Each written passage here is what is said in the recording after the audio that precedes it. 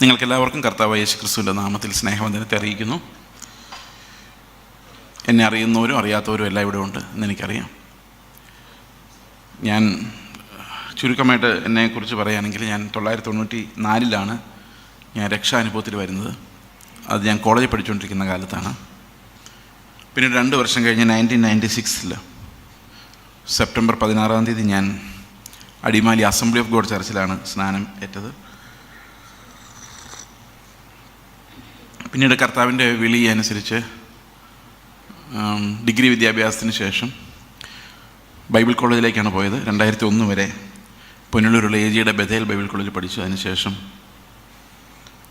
10 വർഷം 2003 മുതൽ 2013 വരെയുള്ള 10 വർഷം ആന്ധ്രാപ്രദേശിലെ ഓങ്കോൾ എന്ന് പറയുന്ന സ്ഥലത്ത് സുവിശേഷവേലയിലായിരുന്നു. അതിനുശേഷമാണ് ഞങ്ങൾ കേരളത്തിലേക്ക് വരുന്നത്. ഇപ്പോഴും ആന്ധ്രയിൽ ആ ചർച്ച അവിടെ ഉണ്ട്, കൂട്ടായ്മയുണ്ട്. അവിടെ നമ്മുടെ സഹോദരങ്ങളെല്ലാം അവിടെ അത് കണ്ടിന്യൂ ചെയ്യുന്നുണ്ട്. ഞങ്ങൾ വർഷത്തിലൊരിക്കൽ ജനുവരി മാസത്തിൽ ഞങ്ങൾ 3-4 ദിവസം ഒരു മീറ്റിംഗ്, അവിടെ ഒരു ഡിസൈപ്പിൾഷിപ്പ് മീറ്റിംഗ് അവിടെ വയ്ക്കുന്നതനുസരിച്ച് ഞങ്ങൾ പോകാറുണ്ട്. അതിനുശേഷം കേരളത്തിലേക്ക് വന്ന് കേരളത്തിലൊരു ബൈബിൾ സ്റ്റഡി ആയിട്ട് എറണാകുളത്ത് ആരംഭിക്കുകയും, അപ്പോൾ എൻ്റെ ഉദ്ദേശം ചെറിയ ഗ്രൂപ്പുകളിൽ ദൈവം വിടുന്നിടത്ത്, ഞാൻ എൻ്റെ ഒരു മെസ്സേജ് ആർക്കും ഇന്നുവരെ അയച്ചു കൊടുത്തിട്ടില്ല, യൂട്യൂബിൽ അയച്ചു കൊടുത്തിട്ടില്ല. എൻ്റെ മെസ്സേജ് കേൾക്കണമെന്ന് പറയാറില്ല. കാരണം ദൈവം അയക്കുന്നെങ്കിൽ മാത്രമേ കാര്യമുള്ളൂ, ദൈവം കേൾപ്പിക്കുന്നെങ്കിൽ മാത്രമേ കാര്യമുള്ളൂ. എന്നെ ഏൽപ്പിച്ച പണി ചെയ്യുക, സ്വസ്ഥമായിട്ടിരിക്കുക എന്നുള്ളതാണ് എൻ്റെ പോളിസി. അതുകൊണ്ട് ഇത് എങ്ങനെയൊക്കെ ഞാൻ യൂട്യൂബിൽ പ്രസംഗിക്കുന്ന ആളെന്ന് ചില ആൾക്കാർ ചിന്തിക്കാറുണ്ട്. യൂട്യൂബിൽ പ്രസംഗിക്കുന്നതല്ല, ഇങ്ങനെ പ്രസംഗിക്കുന്ന യൂട്യൂബിൽ വരുന്നതാണ്. അതുകൊണ്ട് സോഷ്യൽ മീഡിയയിലൂടെ പ്രസംഗിക്കുക എന്നുള്ളതിൻ്റെ ഉദ്ദേശമല്ല. എനിക്ക് ആളുകളുടെ മുഖം കാണാതെ പ്രസംഗിക്കാൻ ഭയങ്കര പാടായിരുന്നു. പിന്നെ ഈ ഹാർവസ്റ്റ് TV ചൊവ്വാഴ്ചയും ബുധനാഴ്ചയും വൈകിട്ട് 6:30 മെസ്സേജസ് വരുന്നുണ്ട്. അത് എൻ്റെ മുമ്പിൽ ആളിരുന്ന് കേൾക്കുന്നതുകൊണ്ടാണ്. അതല്ല, എനിക്ക് ക്യാമറയിൽ നോക്കി പ്രസംഗിക്കാൻ പറഞ്ഞാൽ ഭയങ്കര ബുദ്ധിമുട്ടുള്ള ഒരാളാണ്. അതുകൊണ്ട് എൻ്റെ രീതിയിൽ സോളോ ഷോകളൊന്നും ചെയ്യാൻ എന്നെക്കൊണ്ട് കഴിയില്ല. So it's all messages given to others. അതിങ്ങനെ റെക്കോർഡായിട്ട് TV വരുന്നതാണ്. എനിക്കെൻ്റെ ഭാര്യയും 4 മക്കളുണ്ട്. അതിലൊരാളാണ് ബയോളജിക്കലി ഞങ്ങളുടെ മകനായിട്ടുള്ളത്. ബാക്കി 3 പേര് മിഷൻ ഫീൽഡിൽ ഞങ്ങൾക്ക് കിട്ടിയ കുഞ്ഞുങ്ങളാണ്. ഒരാൾ വിവാഹം കഴിച്ച് സെറ്റിലായിരിക്കുന്നു, ബാക്കിയുള്ളവരെല്ലാം പഠനത്തിൻ്റെ വിവിധ തലങ്ങളിലാണ്. ഇതാണ് എൻ്റെ ഫാമിലി. എൻ്റെ വൈഫ് കർണാടക സ്വദേശിയാണ്. കർണാടക സ്വദേശി എന്ന് പറഞ്ഞു കഴിഞ്ഞാൽ കന്നഡക്കാർ തന്നെയാണ്. Mother tongue is Kannada. She was already A missionary. Proposal വന്നപ്പോൾ ഓൾറെഡി ഒരു മിഷണറി ആയിരുന്നു. അവരുടെ കുടുംബത്തിൽ നിന്നും അവരുടെ നാട്ടിൽ നിന്നും ആദ്യമായിട്ട് വിശ്വാസം സ്വീകരിച്ച ആളാണ് എൻ്റെ ഭാര്യ. പിന്നീട് അവരുടെ കുടുംബം എല്ലാം വിശ്വാസത്തിൽ വന്നു. ഇപ്പോൾ അവരുടെ വീട്ടിലാണ് അസംബ്ലി ഓഫ് ഗോഡിൻ്റെ ചർച്ച നടക്കുന്നത്. There are 8 siblings, 4 brothers and 4 sisters, except one. Everyone is in faith. അവരുടെ വീട്ടിൽ തന്നെയാണ് ഈ ശുശ്രൂഷകൾ ഇപ്പോൾ നടക്കുന്നത്. ഇതാണ് എന്നെക്കുറിച്ച് പറയാനുള്ളത്. ഇതിൽ കൂടുതലൊന്നും പറയാനില്ല. അതുകൊണ്ട് ഞാനിങ്ങനെ പറയാറില്ല, ആദ്യമായിട്ട് തന്നെ പറയുന്നത്, വല്ലപ്പോഴും ഒക്കെ ഇങ്ങനെ പറയാറുള്ളൂ.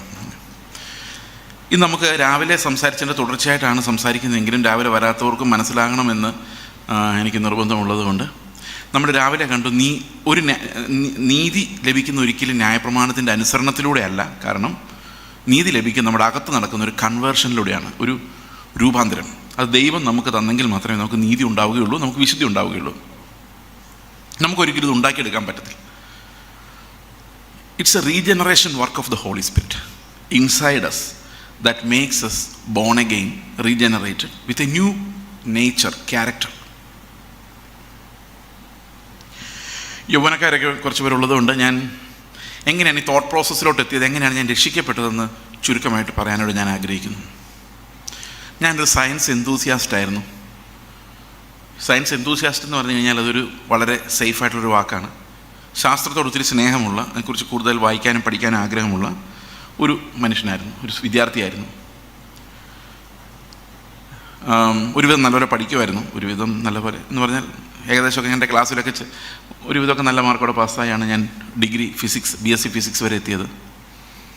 2ാം വർഷം സയൻസ് വിദ്യാർത്ഥി ആയിരിക്കുമ്പോഴാണ് ഞാൻ ശാസ്ത്രം ഒരിക്കലും അവസാനിക്കുന്നില്ലെന്നും എൻ്റെ കണ്ടെത്തലുകൾ ഒരിക്കലും തീരുന്നില്ലെന്നും എനിക്ക് മനസ്സിലായത്. അതിൻ്റെ കാരണം, ഞാൻ അറ്റൻഡ് ചെയ്തൊരു സെമിനാറാണ്. അതൊരു സയൻസ് സെമിനാറായിരുന്നു. ഞങ്ങളുടെ കോളേജിൽ നിന്ന് ഡെലിഗേറ്റ് ചെയ്ത് ഞങ്ങളെ വിട്ടതാണ്. അപ്പോൾ സെമിനാറിലൊരു മനുഷ്യൻ ശുശ്രൂഷിക്കാന്ന് പറയാൻ പാടില്ലോ, പ്രസംഗിക്കുമായിരുന്നു. നമ്മുടെ ഭാഷ ഇതിങ്ങനെ എല്ലായിടത്തും കയറി പോകും. ഒരു IIT എന്നുള്ളൊരു പ്രൊഫസർ സംസാരിച്ചുകൊണ്ട് അദ്ദേഹം ഇങ്ങനെ പറഞ്ഞു, ദൈവം പറഞ്ഞു ലെറ്റ് ദെയർ ബി ലൈറ്റ്. അപ്പോൾ ഐസക് ന്യൂട്ടൺ ഉണ്ടായി. പുള്ളി പറയുന്നുണ്ട്, ഐസക് ന്യൂട്ടൺ വന്നിട്ട് ഭൂമി എങ്ങനെ കറങ്ങുന്നതെന്നും സൂര്യന് ഇപ്പോൾ വീഴാത്തത് എന്താണെന്നും ദൂരോട്ട് പോകാത്തത് എന്താണെന്നും ഒക്കെ എക്സ്പ്ലെയിൻ ചെയ്തു. ഒരു വണ്ടിയിൽ ഇരുന്നുകൊണ്ട് വണ്ടി തള്ളിയാൽ എന്തുകൊണ്ടാണ് അത് പോകാത്തത്, മുമ്പോട്ട് പോകാത്തതെന്ന് എക്സ്പ്ലെയിൻ ചെയ്തു. വണ്ടിയൊന്നുമില്ല, പക്ഷേ കുതിരവണ്ടി ആയിക്കോട്ടെ, ഓക്കെ. അല്ലെങ്കിൽ എന്താ, ഒരു ആപ്പിൾ താഴോട്ട് വീഴുന്നത് എന്തുകൊണ്ടാണെന്ന് പറഞ്ഞു. ഭൂമിയുടെ മോഷൻസിനെ കുറിച്ച് പറഞ്ഞു. അപ്പോൾ നമുക്ക് അതുവരെ അറിയാൻ വയ്യാതിരുന്ന ഒത്തിരി കാര്യങ്ങൾ അദ്ദേഹം കണ്ടുപിടിച്ച് തന്നു. അപ്പോൾ അതിനുശേഷം ശാസ്ത്രത്തിൻ്റെ വലിയൊരു റെവല്യൂഷനായിരുന്നു. അപ്പോൾ പ്രപഞ്ചത്തിലെ സത്യങ്ങൾ മുഴുവൻ, ചലന നിയമങ്ങൾ മുഴുവൻ, ഗ്രഹങ്ങൾ എങ്ങനെയാണ്, സൂര്യൻ എങ്ങനെയാണ്, ഇങ്ങനെയുള്ള കാര്യങ്ങളെക്കുറിച്ചുള്ള ഭയങ്കരമായ വിവരം, നോളജ് എക്സ്പ്ലോഷൻ ഉണ്ടായി. ആൾക്കാരെല്ലാം പതുക്കെ പതുക്കെ ശാസ്ത്രത്തെ വലിയൊരു സംഭവമാക്കി മാറ്റി. ഒത്തിരി ശാസ്ത്രജ്ഞന്മാരുണ്ടായി. പിന്നീട് കണ്ടുപിടുത്തങ്ങളുടെ ഒരു ബഹളമായിരുന്നു. 1500 മുതൽ 1900 വരെ, 1950 വരെ നോക്കിക്കഴിഞ്ഞാൽ നമ്മൾ ഒത്തിരി സാധനങ്ങൾ കണ്ടുപിടിച്ചു. ആവി എഞ്ചിൻ ഉൾപ്പെടെയുള്ള അനേകം ബൾബ്, ഇലക്ട്രിസിറ്റി, അനേകം സാധനങ്ങൾ കണ്ടുപിടിച്ചു. നമ്മുടെ ലൈഫ് തന്നെ മാറിപ്പോയി. അങ്ങനെ നിരീശ്വരവാദം ഉണ്ടായി, ഭൗതികവാദം, പലതരത്തിലുള്ള ഭൗതികവാദങ്ങളുണ്ടായി, പലതരം മാനുഷിക സങ്കല്പങ്ങളുണ്ടായി. ഏറ്റവും വിചിത്രമായിട്ട് പറഞ്ഞാൽ പരിണാമവാദം എന്ന് പറഞ്ഞൊരു സാധനം ഈ ഭൂമിയിൽ ചിലവായി. അത് ഭയങ്കര അത്ഭുതമാണ്, അതെങ്ങനെ ചിലവായി എന്നുള്ളത്. അപ്പോൾ ഇങ്ങനെയുള്ള അനേകം സംഭവങ്ങൾ വന്നു കഴിഞ്ഞപ്പോൾ ദൈവം പറഞ്ഞു let there be darkness again. അപ്പോൾ ആൽബർട്ട് ഐൻസ്റ്റീൻ ഉണ്ടായി. പുള്ളിയുടെ പ്രസംഗം കേട്ടോ. ആൽബർട്ട് ഐൻസ്റ്റീൻ എന്ന് പറഞ്ഞു, ന്യൂട്ടൺ പറഞ്ഞാലേ ശരിയാണ്, അതൊരു ഫ്രെയിം വർക്കിൽ നിന്ന് ഇങ്ങനെ നോക്കുമ്പോൾ ശരിയാണ്, പക്ഷെ വേറൊരു ഫ്രെയിം വർക്കിൽ നോക്കുമ്പോൾ അത് ശരിയല്ല, എല്ലാം ആപേക്ഷികമാണ്. നിങ്ങൾ റെയിൽവേ സ്റ്റേഷൻ നിൽക്കുമ്പോൾ ഒരു ട്രെയിൻ ഇങ്ങനെ ഭയങ്കര സ്പീഡിൽ പോകുന്നതായിട്ട് കാണും, പക്ഷെ വേറൊരു ട്രെയിൻ ഓപ്പോസിറ്റ് ഡയറക്ഷൻ വരുന്ന ട്രെയിനകത്ത് ഇരുന്നാൽ ഇത് അതിനേക്കാളും പല മടങ്ങ് സ്പീഡിൽ പോകുന്നതായിട്ട് നമുക്ക് തോന്നും. അപ്പോൾ നമ്മൾ കാണുന്ന കാഴ്ച ഏത് പാരഡൈം വെച്ചാണോ നോക്കുന്നത് അതനുസരിച്ച് മാറിക്കൊണ്ടിരിക്കും. ഇതാണ് ആൽബർട്ട്. അപ്പോൾ നമുക്ക് ഇവിടെ നിന്നുകൊണ്ട് പരിമിതമായ ഒരു കണ്ണും പരിമിതമായ ഒരു തലയും വെച്ചുകൊണ്ട് പരിമിതമായ ഒരു കാഴ്ച മാത്രമേ കാണാൻ പറ്റുന്നുള്ളൂ ഈ പ്രപഞ്ചത്തെക്കുറിച്ച്. ഇപ്പോൾ അനന്തമജ്ഞാതം അവർണ്ണനീയം കേട്ടുണ്ടോ പാട്ട്? ഈ ലോകഗോളം തിരിയുന്ന മാർഗം, അതിങ്കലെങ്ങാണ്ട് ഒരിടത്തിരുന്ന് നോക്കുന്ന മർത്യൻ കഥ എന്ത് കണ്ടു എന്ന് പണ്ട് ഒരു കവിത. അപ്പോൾ ഞാനിതെല്ലാം ഇങ്ങനെ ഓർത്തുകൊണ്ടിരിക്കുകയാണ്. അപ്പോൾ നമുക്ക് ഒരിക്കലും ഈ ട്രൂത്തിൻ്റെ അവസാനത്തിലെത്താൻ പറ്റില്ല. ശാസ്ത്രം എപ്പോഴും സത്യം പറയുന്നത്, പക്ഷെ അവർക്കറിയാവുന്ന സത്യം മാത്രമേ പറയാൻ പറ്റുള്ളൂ. ഇത് മാറിക്കൊണ്ടിരിക്കും, ഇത് ഓരോ കാലം കഴിയുന്തോറും മാറിക്കൊണ്ടിരിക്കും. മാറിക്കൊണ്ടിരിക്കുന്നത് എന്തുകൊണ്ടാണെന്ന് വെച്ച് കഴിഞ്ഞാൽ കൂടുതൽ നല്ല സങ്കേതങ്ങൾ വരുമ്പോൾ അവർ കുറച്ചുകൂടെ വേറൊരു ട്രൂത്ത്, അതായത് ഇന്നലെ ഉണ്ടായിരുന്നതിനേക്കാൾ ഒരു ബെറ്റർ ട്രൂത്തിലേക്ക് എത്തും. അപ്പോൾ ഞാൻ ആലോചിച്ചു, ആദ്യമൊക്കെ ശാസ്ത്രത്തിൽ വിശ്വസിച്ച് മണ്ടന്മാരായി പോയവരെ ഒരു 500 വർഷം കഴിഞ്ഞ് ചിന്തിക്കാനൊരു സമയം കിട്ടുവാണെങ്കിൽ, അയ്യോ ഞങ്ങൾ ഇത്രയും പൊട്ടത്തരം വിശ്വസിച്ചിട്ട് ബൈബിളെല്ലാം തള്ളിക്കളഞ്ഞു പോയല്ലോ എന്നവർ ചിന്തിക്കില്ലേ എന്ന് ഞാൻ ആലോചിച്ചു. അപ്പോൾ ഞാൻ തിരിച്ചു വരുന്ന വഴിക്ക് എൻ്റെ മനസ്സിലൂടെ പോയ ചിന്ത എന്താണ്, എല്ലാം ആപേക്ഷികമാണെങ്കിൽ ലോകത്ത് സത്യം എന്ന് പറഞ്ഞൊരു സാധനം ഇല്ല. ഇപ്പോൾ ആൾക്കാരെങ്ങനെയാണ് പറയുന്നത്, നിൻ്റെ വിശ്വാസം നിന്നെ രക്ഷിക്കട്ടെ എന്ന് പറഞ്ഞാൽ അവനതാ വിശ്വാസമെങ്കിൽ നിങ്ങൾ അവനെ എന്തിനാ ശല്യപ്പെടുത്തുന്നത്? അവൻ ആ വഴിക്ക് അവൻ്റെ ദൈവം അത്, എൻ്റെ ദൈവം ഇത്. ഇതാണ് ട്രൂത്തിന് വലിയ വാല്യൂ ഇല്ല ഇന്ന്. നിങ്ങൾക്കറിയോ, പണ്ട് ഈ ഞങ്ങളുടെ കാലത്തെന്ന് പറഞ്ഞാൽ, ഞങ്ങൾക്ക് വിശ്വാസത്തിൽ വരുന്ന കാലത്ത് ബൈബിളിൽ ഇങ്ങനെയാണെന്ന് ഒരാൾ കാണിച്ചു തന്നു കഴിഞ്ഞാൽ ഉടനെ പോയി അച്ഛന്മാരോട് ചോദിക്കും ഇതെന്താ ഇങ്ങനെ, അല്ലെങ്കിൽ ഇട്ടിട്ട് പോരും. ഇങ്ങനെ ഈ പൂർവികന്മാരൊക്കെ ഓർത്തഡോക്സ് ചർച്ചും മർത്തോമ ചർച്ചും ഒക്കെ വിട്ടിട്ട് പോകുന്നത്. സത്യത്തിൻ്റെ വെളിപ്പാട് അവരെന്ത് ചെയ്തു? സ്വതന്ത്രരാക്കി. ഇന്ന് ആരും വെളിയിറങ്ങത്തില്ല. ഇന്ന് എല്ലാവരും സത്യം അറിയാൻ സ്നാനപ്പെടുക അതിനകത്ത് തന്നെ നിൽക്കും. കാരണം അവരെ സത്യം സ്വതന്ത്രമാക്കുന്നില്ല. എന്തുകൊണ്ടില്ല? അവർക്കത് മതി. അവർ ട്രൂത്തിന് വലിയ വാല്യൂ ഇല്ല. ആ ട്രൂത്ത് അറിഞ്ഞെന്നുള്ളത് എൻ്റെ ജീവിതത്തെ മാറ്റുന്നതേ ഇല്ല. ഇന്ന് ഈ പ്രസംഗം നിങ്ങൾ കേൾക്കുന്നു, പല കാര്യങ്ങളും നിങ്ങൾ കേട്ടാലും കൊള്ളാം കേട്ടോ, നല്ല പ്രസംഗം എന്നുള്ളത്, അല്ലാതെ ഈ ട്രൂത്ത് നമ്മളെ മാറ്റുന്നില്ല. ഇത് അന്ത്യകാലത്തിൻ്റെ ഒരു പ്രത്യേകതയാണ്. മനസ്സിലാവുന്നുണ്ടോ ഞാൻ പറയുന്നത്? ഒരു ഉദാഹരണം പറഞ്ഞാൽ, 9ാം ക്ലാസ്സിലോ 10ാം ക്ലാസ്സിലോ പഠിക്കുന്ന ഒരു കുട്ടി ബയോളജി ക്ലാസ്സിലിരിക്കുമ്പോൾ ബയോളജി സാർ ചോദിക്കുകയാണ് മനുഷ്യൻ എങ്ങനെ ഉണ്ടായത്. അവൻ എന്ത് പറയും? 10ാം ക്ലാസ്സിൽ പഠിക്കുന്ന ഒരു കുട്ടി എന്ത് പറയും? യുഗങ്ങളുടെ പരിണാമ പ്രക്രിയയിലൂടെ, ബഹുസഹസ്രം വർഷങ്ങളുടെ പരിണാമ പ്രക്രിയയിലൂടെ ഒരു പ്രൈമേറ്റ് രൂപഭേദം വന്ന് പരിണാമം വന്നാണ് ഇന്നത്തെ മനുഷ്യനുണ്ടായെന്ന് പറയും അല്ലേ? അതേ സാർ, അതേ കുട്ടി പിറ്റേ ദിവസം സൺഡേ സ്കൂളിൽ ഇതേ ചോദ്യം സാർ ചോദിച്ചാൽ ഇവൻ എന്തെഴുതും? ദൈവം മണ്ണിൽ നിന്ന് മനുഷ്യൻ്റെ രൂപം മെനഞ്ഞെടുത്ത് അതിനുമേൽ ജീവശ്വാസം ഊതി അത് ജീവനുള്ള ദൈവം. ഇതിലേതാ ശരി? ഇവിടെ ഇത് ശരി, അവിടെ അത് ശരി അല്ലേ? അവിടെ പോയി ഇത് എഴുതിയാൽ നമ്മൾ പോലും സമ്മതിക്കില്ല. എടാ മാർക്ക് പോകൂടാന്ന് പറയും. കാരണം കോമ്പറ്റീഷൻ അതുപോലെ കട്ട് ത്രോട്ട് കോമ്പറ്റീഷനാണ്. പക്ഷെ ട്രൂത്ത് എന്താണ്? അവനതറിഞ്ഞിട്ട് വലിയ കാര്യമൊന്നുമില്ല. അവൻ അവിടെ സംഗതി ശരിയാവണം, ഇവിടെ സംഗതി ശരിയാവണം. അവിടുത്തെ 5 മാർക്ക് പോകരുത്, ഇവിടുത്തെ 5 മാർക്ക് പോകരുത്. ഇതിനകത്ത് ട്രൂത്ത് എന്താണ്, ആ ട്രൂത്തിന് വേണ്ടി നിൽക്കാൻ ഇന്ന് കപ്പാസിറ്റി ഇല്ല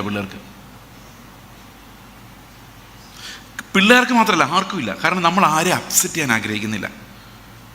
നമ്മളല്ലേ ഈ പോകുന്ന പോക്ക് ഇതിങ്ങനെ സുഖമായിട്ടങ്ങ് പോയാൽ മതി. നമ്മുടെ ആഗ്രഹം ഒരു ബുദ്ധിമുട്ടുണ്ടാക്കരുത്. ഇപ്പം ഓർത്തഡോക്സ് ചർച്ചിൽ പോകുന്ന ഒരാൾ ഓർത്തഡോക്സ് ചർച്ച് വിഗ്രഹാരാധനയാണ്, അത് കർത്താവിന് വിരോധമാണ് എന്ന് മനസ്സിലായാലും പാവങ്ങളല്ലേ, അവർ ബുദ്ധിമുട്ടിക്കേണ്ട, ഞാനും കൂടെ പോയി ഇത്തിരി അപ്പം നുറുക്കി എടുത്തുകൊണ്ട് കഴിച്ചുകൊണ്ട് പോന്നേക്കാം. നല്ല പാവങ്ങളായി മാറിക്കൊണ്ടിരിക്കുക മനുഷ്യൻ. അതനുസരിച്ച് സത്യത്തെ ഭയപ്പെടാത്തവരും സത്യത്തിന് വേണ്ടി വില കൊടുക്കാത്തവരും ആയിക്കൊണ്ടിരിക്കുക. അത് ട്രൂത്തിന് വാല്യൂ ഇല്ലാത്ത ഒരു കാലമായിട്ടിത് മാറിക്കൊണ്ടാവും. അന്ത്യകാലത്തിൻ്റെ ഏറ്റവും വലിയ ലക്ഷണം അതാണ്. മനുഷ്യൻ സത്യത്താൽ പിടിക്കപ്പെടുന്നില്ല. മനുഷ്യൻ്റെ പൂർണ്ണമായിട്ടുള്ള ബുദ്ധി കൊണ്ടുള്ള തോട്ട് പ്രോസസ്സ് ഇന്ന് സാധിക്കില്ല. കാരണം മനുഷ്യർ വളരെ ബലം കുറഞ്ഞവരും യന്ത്രങ്ങളാൽ നിയന്ത്രിക്കപ്പെടുന്നവരുമായിട്ട് ഓൾറെഡി മാറിയിട്ടുണ്ട്. നിങ്ങൾക്കറിയാം 47, 64 എത്രയാണെന്ന് ചോദിച്ചു കഴിഞ്ഞാൽ നേരത്തെ ചാടി പറയുമായിരുന്നു 111. പക്ഷെ ഇന്ന് പറയാൻ പറ്റത്തില്ല. ഇന്ന് കാൽക്കുലേറ്റർ ഇല്ലാതെ പറ്റത്തില്ല. നമ്മുടെ കഴിവുകളെല്ലാം പോയി. നമുക്ക് നടക്കാൻ ഇന്നൊരു 50 മീറ്റർ ദൂരെ വണ്ടി പാർക്ക് ചെയ്ത് കഴിഞ്ഞാൽ ഒത്തിരി ദൂരെ ഇട്ടേക്കെന്ന് നമുക്ക് തോന്നുന്നേ. അന്ന് 5 കിലോമീറ്റർ സുഖമായിട്ട് നടന്നിട്ട് പോകുന്നവരാ. ഇന്ന് നമ്മൾ ഈ വീഡിയോ കണ്ട് യൂട്യൂബ് കണ്ടാലും വീഡിയോ, TV തുറന്നാൽ അത് ഈ സ്ക്രീനിലെ മോഷൻസ് വീഡിയോസ് കണ്ട് നമുക്ക് ചിന്തിക്കാനുള്ള ടൈമോ. കാരണം പുസ്തകം വായിച്ചു കഴിഞ്ഞപ്പോൾ പുസ്തകം വായിച്ചു, ഈ വിധം പ്രത്യാശയുള്ളവരെ ഞങ്ങൾ വളരെ പ്രാഗൽഭ്യത്തോടെ. അപ്പോൾ നമുക്ക് അവിടെ നിൽക്കാം. അവിടെ നിന്നിട്ട് എന്താണ് പ്രത്യാശ, എന്താണ് പ്രാഗൽഭ്യം ചിന്തിക്കാം. വേണമെങ്കിൽ അത് അണ്ടർലൈൻ ചെയ്യാം. വീഡിയോ കാണുമ്പോഴോ വിട്ടടിച്ച് പോവാം. നമുക്ക് ചിന്തിക്കാൻ അവർ സമയം തരുന്നില്ല. ഒരു ഫ്രെയിം അടുത്ത ഫ്രെയിം ഇങ്ങനെ അങ്ങ് പോവാം. ഇപ്പോൾ പിള്ളേർക്ക് ഇപ്പോൾ വായിക്കാൻ ഇഷ്ടമില്ല. അവർക്ക് ഇതിനു വേണ്ടി ബ്രെയിൻ ഇൻവെസ്റ്റ് ചെയ്യുന്നത് നഷ്ടമാണ് അവരുടെ ചിന്ത. അതുകൊണ്ട് അവരെന്താ ചെയ്യുന്നത്? എൻ്റെ മകനോട് ഞാൻ പറഞ്ഞു, മോനെ ഈ പുസ്തകം ഒന്ന് വായിക്കാൻ പറഞ്ഞു, വായിച്ചിട്ട് എൻ്റെ കഥ പറഞ്ഞാൽ മതി. കഥയല്ല, സാരാംശം. ഞാൻ പറഞ്ഞു അങ്ങനെ പറയുന്നില്ല, ഇത് സൗകര്യമുണ്ട്, വായിച്ചാൽ മതി. ഈ വായിക്കുമ്പോൾ ഉണ്ടാകുന്ന ഇമ്പാക്റ്റ് നമ്മുടെ ബ്രെയിനിനെ അത് സ്വാധീനിക്കുന്ന പോലെ ഒരിക്കലും കാഴ്ച സ്വാധീനിക്കില്ല. നമ്മൾ പലപ്പോഴും ജീവിക്കുന്ന കാഴ്ചയാണ് സ്വാധീനിക്കുന്നത്, നല്ല കാഴ്ച ഒന്നേ ഉള്ളെങ്കിൽ സ്വാധീനിക്കുമായിരുന്നു. ഇത്രയും കാഴ്ചകളിടയിൽ നമ്മുടെ ഈ സെൻസസ് ഭയങ്കരമായിട്ട് നമ്പാണ്. ഒരാൾ കരയുന്ന കണ്ടാൽ ഇത് സീരിയൽ കണ്ടിട്ടുള്ള കരച്ചിലാണ്, വലിയ ഇമ്പാക്റ്റ് ഒന്നുമില്ല. ഞാനൊരു ദിവസം ഇത് മനസ്സിലാക്കിയത്, ഞങ്ങളുടെ വീട് ഇടുക്കിയിലാണ്, രാജാക്കാട്ടിൽ എൻ്റെ പേരൻസ് താമസിക്കുന്നത്. അവിടെ 2 മലയുണ്ട്. മല്ലപ്പള്ളിക്കാരനാണ് എൻ്റെ ഫാദറെങ്കിലും ഞങ്ങൾ താമസിക്കുന്ന ഇപ്പോൾ അവിടെയാണ്. അപ്പോൾ മിലിറ്ററിയിലേക്കായിരുന്നു റിസൈൻ ചെയ്ത് കഴിഞ്ഞാൽ അവിടെ വന്ന് താമസിക്കുന്നത്. അപ്പോൾ 2 വലിയ മലകളുണ്ട് ഞങ്ങളുടെ വീടിന് മുമ്പിൽ. ഒരു ദിവസം നോക്കിയപ്പോൾ ആ മുകളിലത്തെ മലയിൽ നിന്നൊരു ജീപ്പ് താഴെ വന്ന് കറങ്ങി താഴത്തെ മലയിൽ വന്ന് വീണു. അന്നത്തെ ആൾക്കാരുണ്ട്, ഫുൾ ആൾക്കാരുണ്ട് വലിയ. പക്ഷേ എനിക്കൊന്നും തോന്നുന്നില്ല. കാരണം ഈ കാഴ്ച ഞാൻ പലയിടത്തും കണ്ടിട്ടുണ്ട്, പല വീഡിയോസിലും കണ്ടിട്ടുണ്ട്. ചെറുപ്പകാലത്ത് നടന്ന കാര്യം ഞാൻ പറയുന്നത്.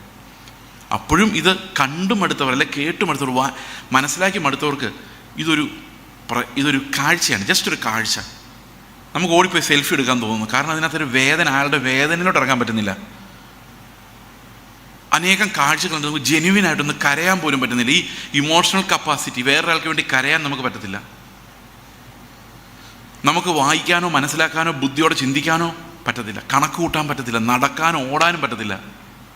ഇപ്പം ഞാനിത്ര തടിയനാണെങ്കിൽ എനിക്ക് എത്ര കിലോമീറ്റർ നടക്കാം. കാരണം ചെറുപ്പത്തിലെ ഞങ്ങൾ നടന്ന് ഇടുക്കിയിലൂടെ മലയും കയറി നടന്നുകൊണ്ട് I can walk with you any distance.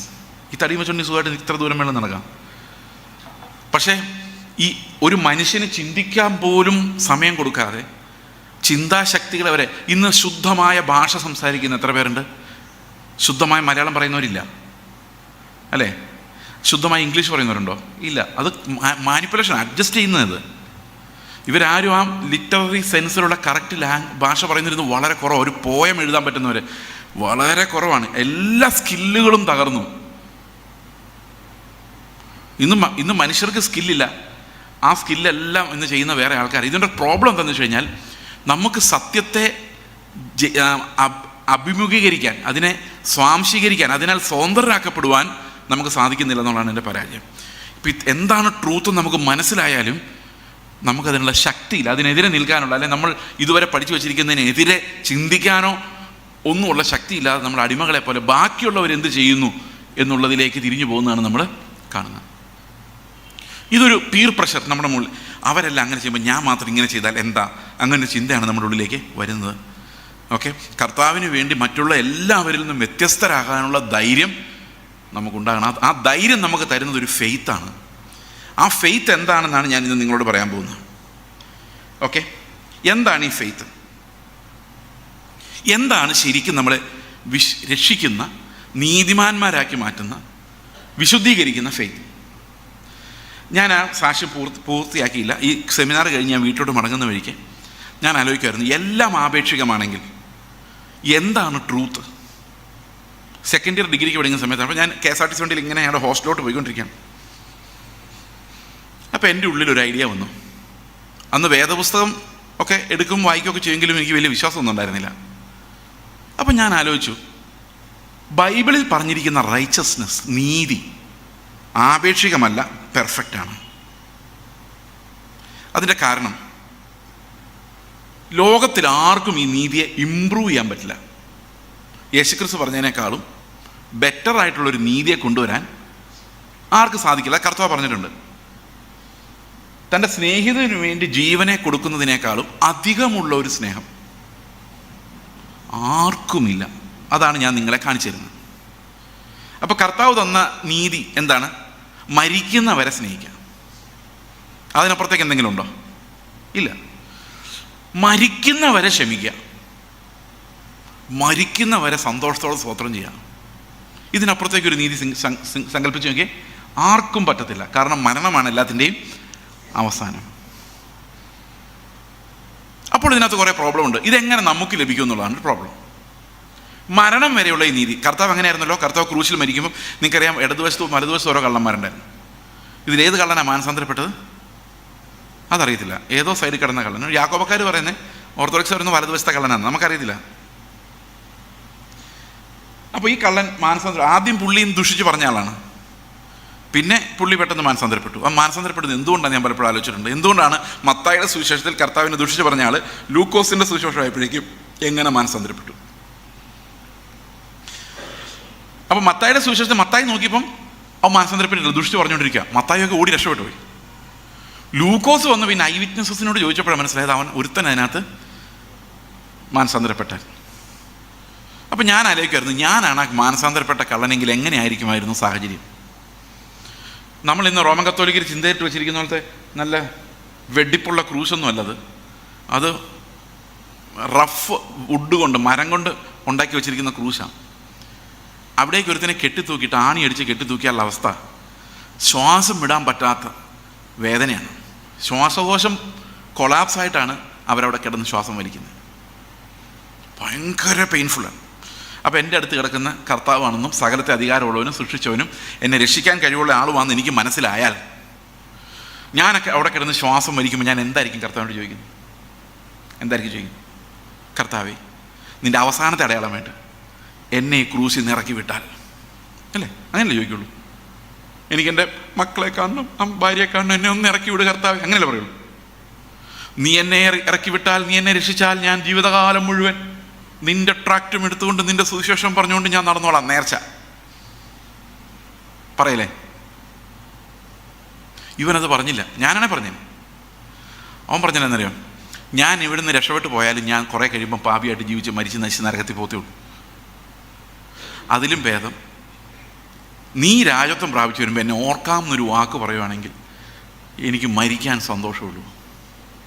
എന്നെ ഞെട്ടിപ്പിച്ച കാര്യം എന്ന് വെച്ച് കഴിഞ്ഞാൽ 3.5 വർഷം യേശുവിൻ്റെ കൂടെ നടന്ന ശിഷ്യന്മാർക്ക് കർത്താവ് രാജത്വം പ്രാപിച്ചു വരുമെന്ന് മനസ്സിലായില്ലായിരുന്നു.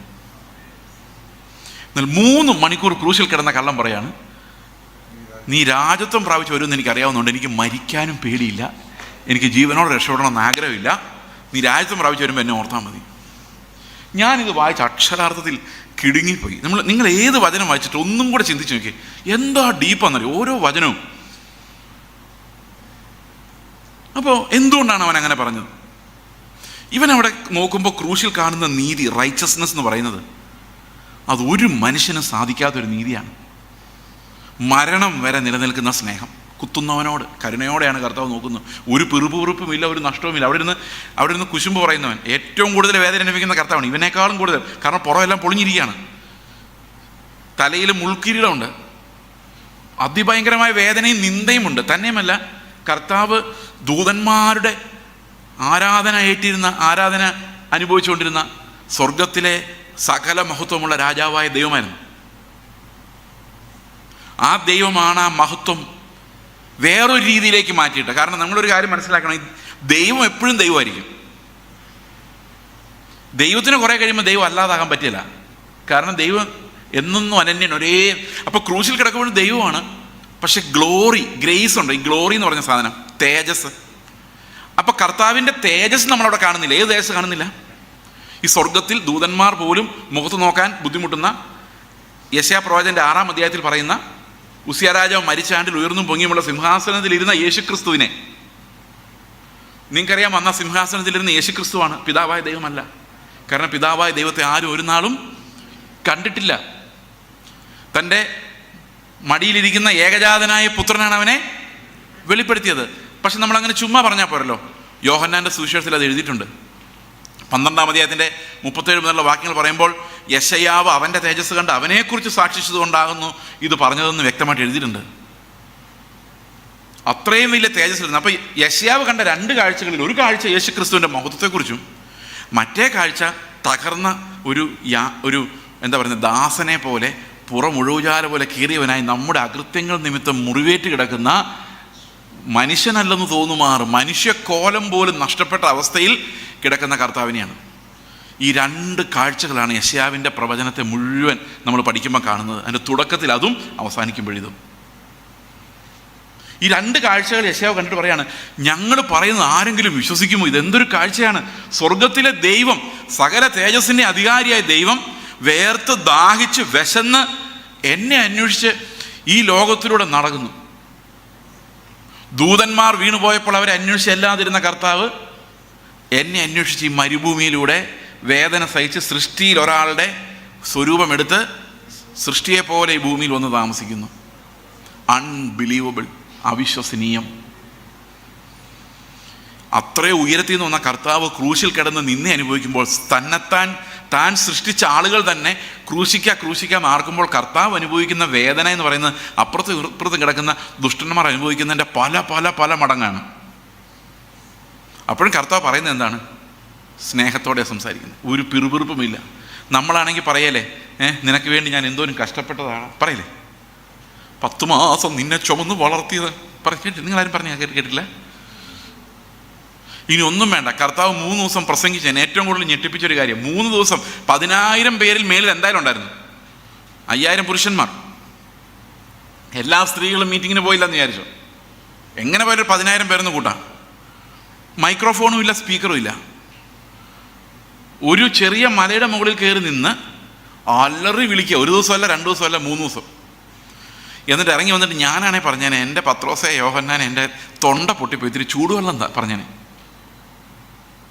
പക്ഷെ കർത്താവിനെ കുറിച്ച് ഒന്നും പറഞ്ഞില്ല.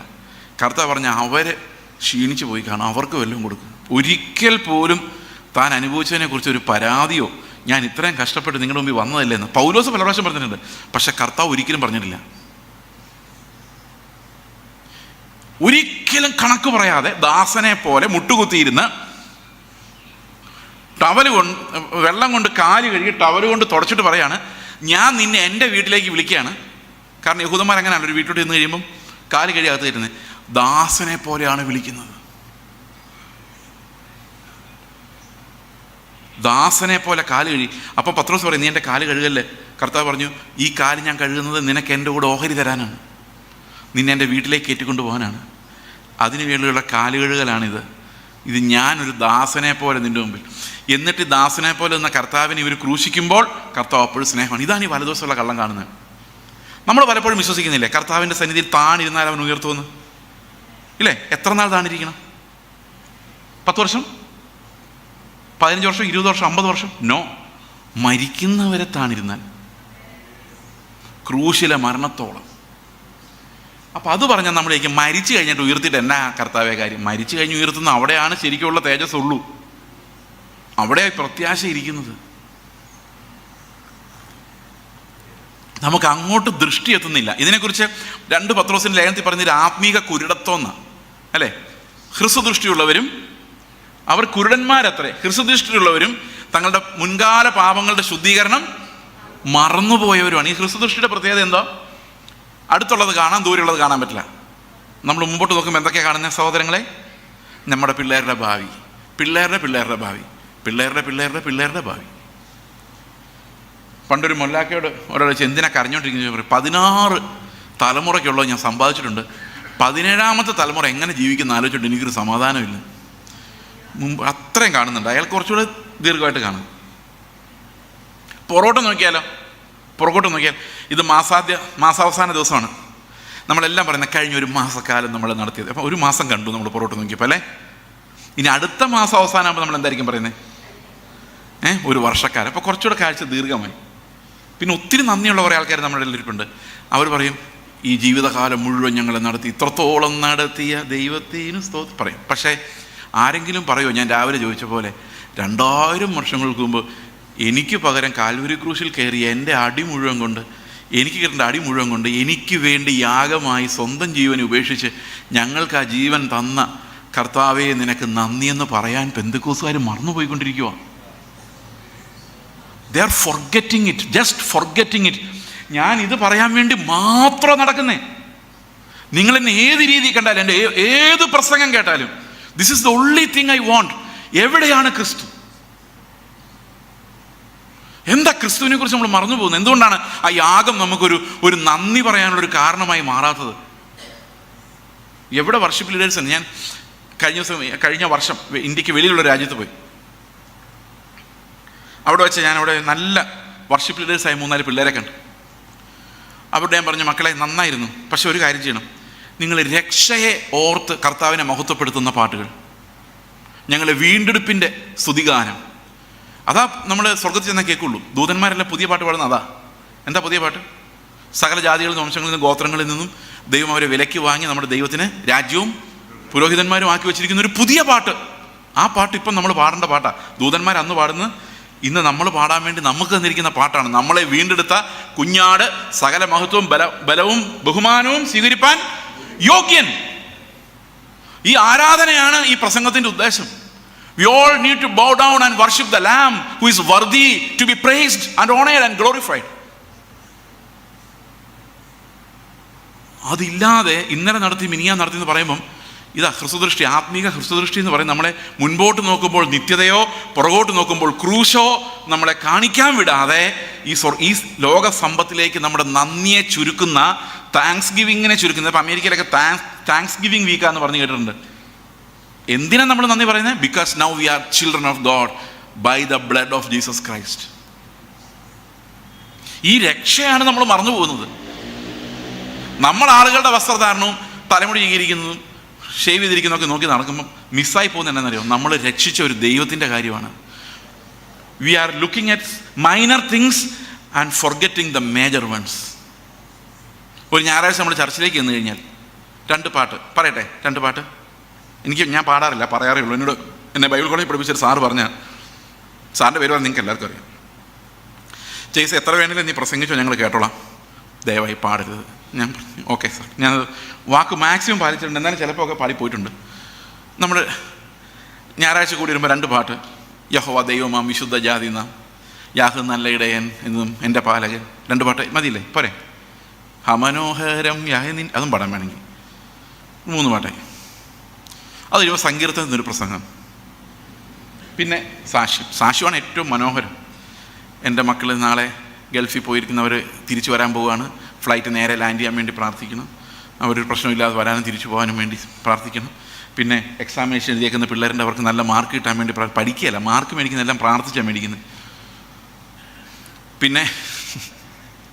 പിന്നെന്താണ്, മക്കളുടെ കല്യാണം നടക്കാൻ വേണ്ടി, ഇങ്ങനെ കുറേ ആവശ്യങ്ങളാണ്. ഇതാണ് ഈ സാക്ഷ്യം എന്ന് പറയുന്നത്. കഴിഞ്ഞ ആഴ്ചക്കാലം കർത്താവ് നല്ലവനും വല്ലവനും വരുന്നത്. അതിന് മുമ്പത്തെ ആഴ്ച അങ്ങനെ അല്ലായിരുന്നു. അതറിയത്തില്ല. കഴിഞ്ഞ ഇങ്ങനെ ഒരു റെഡിമെയ്ഡ് സാക്ഷ്യം. അടുത്തത് എല്ലാവർക്കും വേണ്ടി പ്രാർത്ഥിക്കുന്നു. ഇത് പ്രാർത്ഥന എന്ന് പറഞ്ഞാൽ നമ്മൾ വന്നപ്പോൾ ഒന്ന് പ്രാർത്ഥിച്ചു, എല്ലാവരും ക്ഷേമമായിട്ട് വരാൻ വേണ്ടിയും ആരാധന അനുഗ്രഹത്തിന് വേണ്ടിയും. പിന്നെ 2 പാട്ട് കഴിഞ്ഞ് ഒന്നും കൂടെ പ്രാർത്ഥിച്ചു ആരാധന അനുഗ്രഹത്തിന് വേണ്ടി. പിന്നെ മധ്യസ്ഥ പ്രാർത്ഥനയിൽ ഒന്നും കൂടെ പ്രാർത്ഥിച്ചു. അപ്പോൾ പുതിയ കുറച്ച് വിഷയങ്ങളുണ്ടെന്നേ ഉള്ളൂ. 3 പ്രാർത്ഥനയായി കേട്ടോ. ഇനി അവസാനം ഒരു സ്പെഷ്യലിസ്റ്റ് പ്രസംഗകനെ വിളിച്ചിട്ടുണ്ട്, എന്നെപ്പോലൊരു ഗസ്റ്റിനെ. ഈ ഗസ്റ്റ് എന്ത് പ്രസംഗിക്കും നമുക്കൊരു പിടിയില്ല.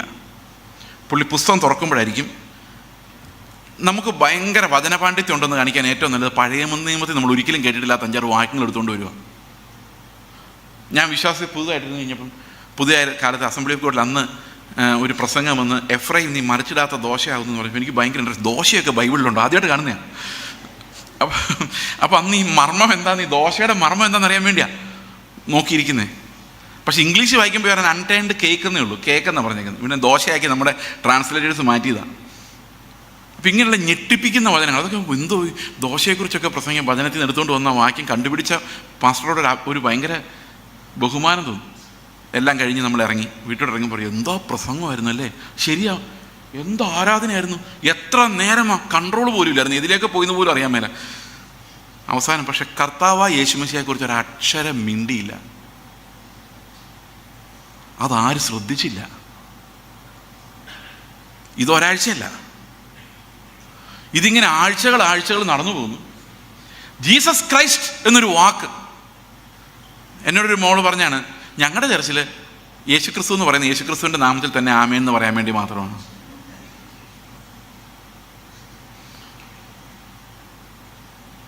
അല്ലെ പിന്നെ അതിൽ ഭൂതം ഇളകണം. ഭൂതം ഇളകിയാൽ യേശുവിൻ്റെ നാമം കുറെ കേൾക്കാം. രക്തത്താൽ ജയം.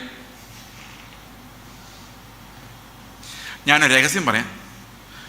ഈ ദുരാത്മാക്കൾ വിശ്വാസികളുടെ ഇടയിൽ ഇപ്പോൾ വളരെയധികം വ്യാപരിക്കുന്നുണ്ട്. ഞങ്ങളുടെ വീട്ടിൽ നിന്ന് സംസാരിച്ചുകൊണ്ടിരിക്കുമ്പം ഷാരോനിൻ്റെ സ്ഥിരമായിട്ട് വർഷിപ്പ് ചെയ്തുകൊണ്ടിരുന്ന ഷാരോൻ ചർച്ചിൽ ഒരു ആൻറ്റിയുടെ ദേഹത്ത് ഭൂതമായിരുന്നു. ഇളകിപ്പോയി. എന്തെല്ലാം തരം ഭൂതങ്ങളെ കണ്ടിട്ടുണ്ടെന്നറിയോ? ഈ കഴിഞ്ഞ മാസം 2 എണ്ണമാണ് സംസാരിച്ചുകൊണ്ടിരിക്കുന്നു, പ്രാർത്ഥിക്കുമ്പോഴേക്കും ഇളകുന്നു. അതിൻ്റെ രഹസ്യങ്ങളൊന്നും പറയാൻ പറ്റത്തില്ല.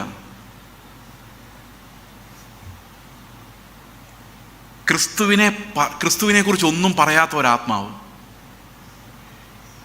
ക്രിസ്തുവിനെ മഹത്വപ്പെടുത്താത്ത ഒരാത്മാവ് നമ്മുടെ ഇടയിൽ വ്യാപരിക്കുന്നു. അത് നിങ്ങൾക്ക് ഒത്തിരി വാഗ്ദത്തങ്ങളൊക്കെ തരുന്നു, ഒന്നും നടക്കുന്നില്ല.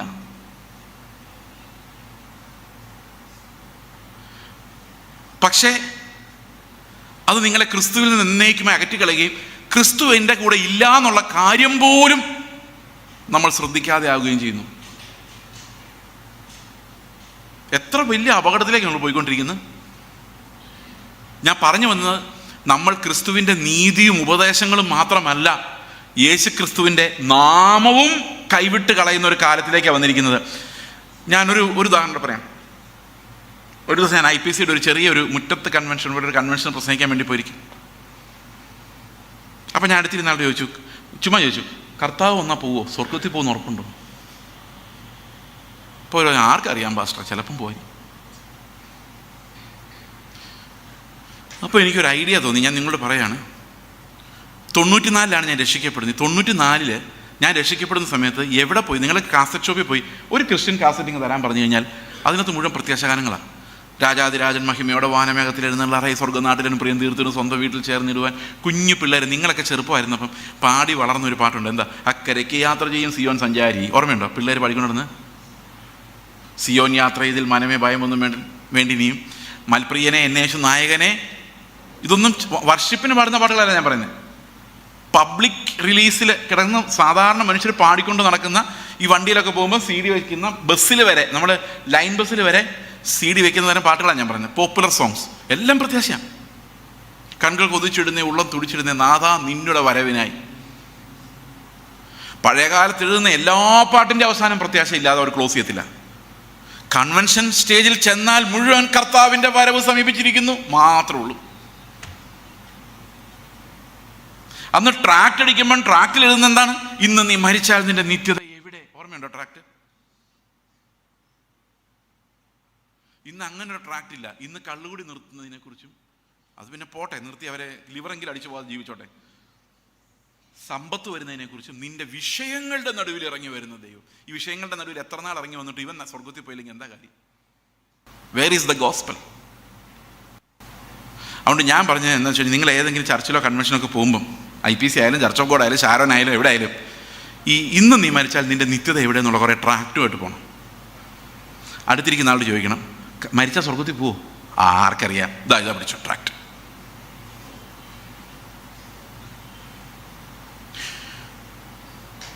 അവർക്ക് കൊടുക്കണം. ആദ്യം ഇതിനകത്ത് തുടങ്ങണം. പാസ്റ്റർമാരോട് ചോദിക്കണം, സ്വർഗത്തിൽ പോവോ? ആർക്കറിയാം ബ്രദറെ.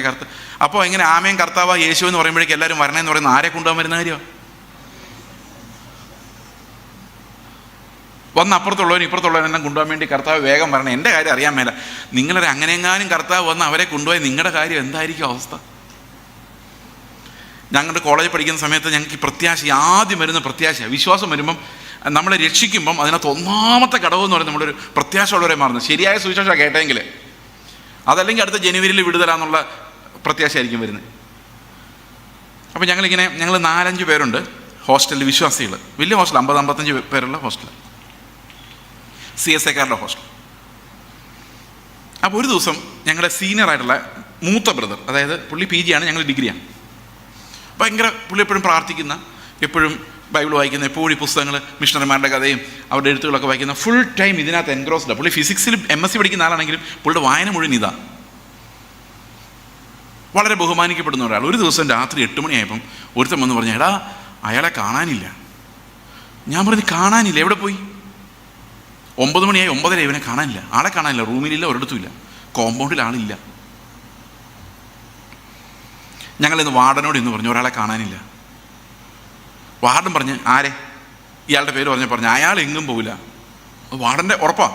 വേറെ വല്ലവരാണെങ്കിൽ അപ്പം തന്നെ സിനിമയ്ക്ക് പോയി കാണും, ചാടി കാണുന്നൊക്കെ ചിന്തിക്കുള്ളൂ. പക്ഷെ ഇയാളായതുകൊണ്ട് സിനിമയ്ക്ക് പോകില്ല എന്ന് വാർഡൻ അറിയാം, ചാടി പോകില്ല എന്നും അറിയാം. പെർമിഷൻ ഇല്ലാതെ കോമ്പൗണ്ടിന് ഇവിടെ ഇറങ്ങില്ല. പുള്ളി നല്ല വിശ്വാസം. ആ വാർഡൻ പോയി കിടന്നുറങ്ങി, ലൈറ്റ് ഓഫ് ചെയ്തു. 9:30 10 ആളെ കാണാനില്ല. അപ്പോൾ എൻ്റെ അടുത്തിരിക്കുന്ന റൂമിൽ അദ്ദേഹം ഇപ്പോൾ അടൂരിലുണ്ട്, ഇനി വരുന്നയാൾ, ഈ കഥാപാത്രം. അതിനെ വിളിച്ചു, എവിടെ പോയി പുള്ളി? ഞാൻ പറഞ്ഞു, അറിയത്തില്ല. കർത്താവ് വന്നിട്ട് പോയി കാണുമോ? പെട്ടെന്ന് എൻ്റെ ഉള്ളിലേക്ക് ആ തോട്ട് വന്നു, കർത്താവ് വന്നിട്ട് പോയി കാണുമോ? എൻ്റെ ദൈവമേ! വന്ന ആദ്യം പോകുന്ന അയാളാണ് നമുക്ക് എല്ലാവരും ചിന്തയുണ്ട്. ഞങ്ങൾ വിചാരിച്ചു ഇനിയിപ്പോൾ എന്ത് ചെയ്യും, നാളെ നേരം വെളുക്കുമ്പം 666 എതിർക്ക, ഇതെല്ലാം കൂടെ ആകെ പ്രശ്നമല്ലോ, എന്ത് ചെയ്യും? ഇനി നമ്മളോട് സുവിശേഷം പറഞ്ഞു തന്ന ആൾക്കാർ രക്ഷപ്പെട്ടോ, സ്വർഗത്തിൽ പോയോ, അവരുണ്ടോ നാളെ? എങ്ങനെയെങ്കിലും നേരം എടുത്താൽ മതിയായിരുന്നു ചിന്തിച്ചുകൊണ്ടിരിക്കുമ്പോഴാണ് ഈ പുള്ളി ഒരു ബൈബിളും ഒരു നോട്ട് ബുക്കും പിടിച്ചുകൊണ്ട് വരുന്നത്. ആശ്വാസമായി, കർത്താവ് ഇതുവരെ വന്നിട്ട്.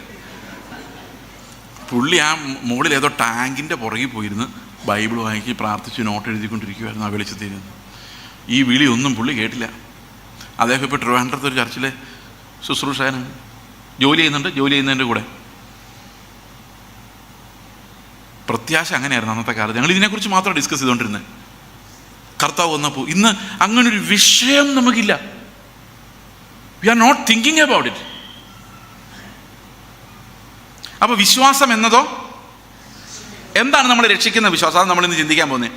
ആശിക്കുന്നതിൻ്റെ ഉറപ്പും കാണാത്ത കാര്യങ്ങളുടെ നിശ്ചയം. 2013 ഞാൻ ആന്ധ്രയിൽ നിന്ന് മിഷണറി ആയിട്ട് വർക്ക് ചെയ്ത ശേഷം കേരളത്തിൽ വരുമ്പോൾ ഒരു ഏജിയുടെ ചർച്ചിൽ ഞാൻ പ്രസംഗിച്ചുകൊണ്ടിരിക്കുകയാണ്. സമയം 8:20 രാത്രി. ഞാൻ അവരോട് ചോദിച്ചു, ഞാൻ നിങ്ങളോട് ചോദിക്കുവാണ്, നിങ്ങൾ മറുപടി പറയണ്ട, ജസ്റ്റ് ഒരു എക്സാമ്പിൾ. നിങ്ങളുടെ അവസ്ഥയ്ക്ക് മാറ്റം വരുത്തും, നിങ്ങളുടെ ദേശത്ത് മാനിക്കും, നിങ്ങളുടെ തലമുറകൾ അനുഗ്രഹിക്കും, നിങ്ങളുടെ രോഗങ്ങൾ സൗഖ്യമാവും, നിങ്ങളുടെ ബിസിനസ്സിനെ ദൈവം അനുഗ്രഹിക്കും.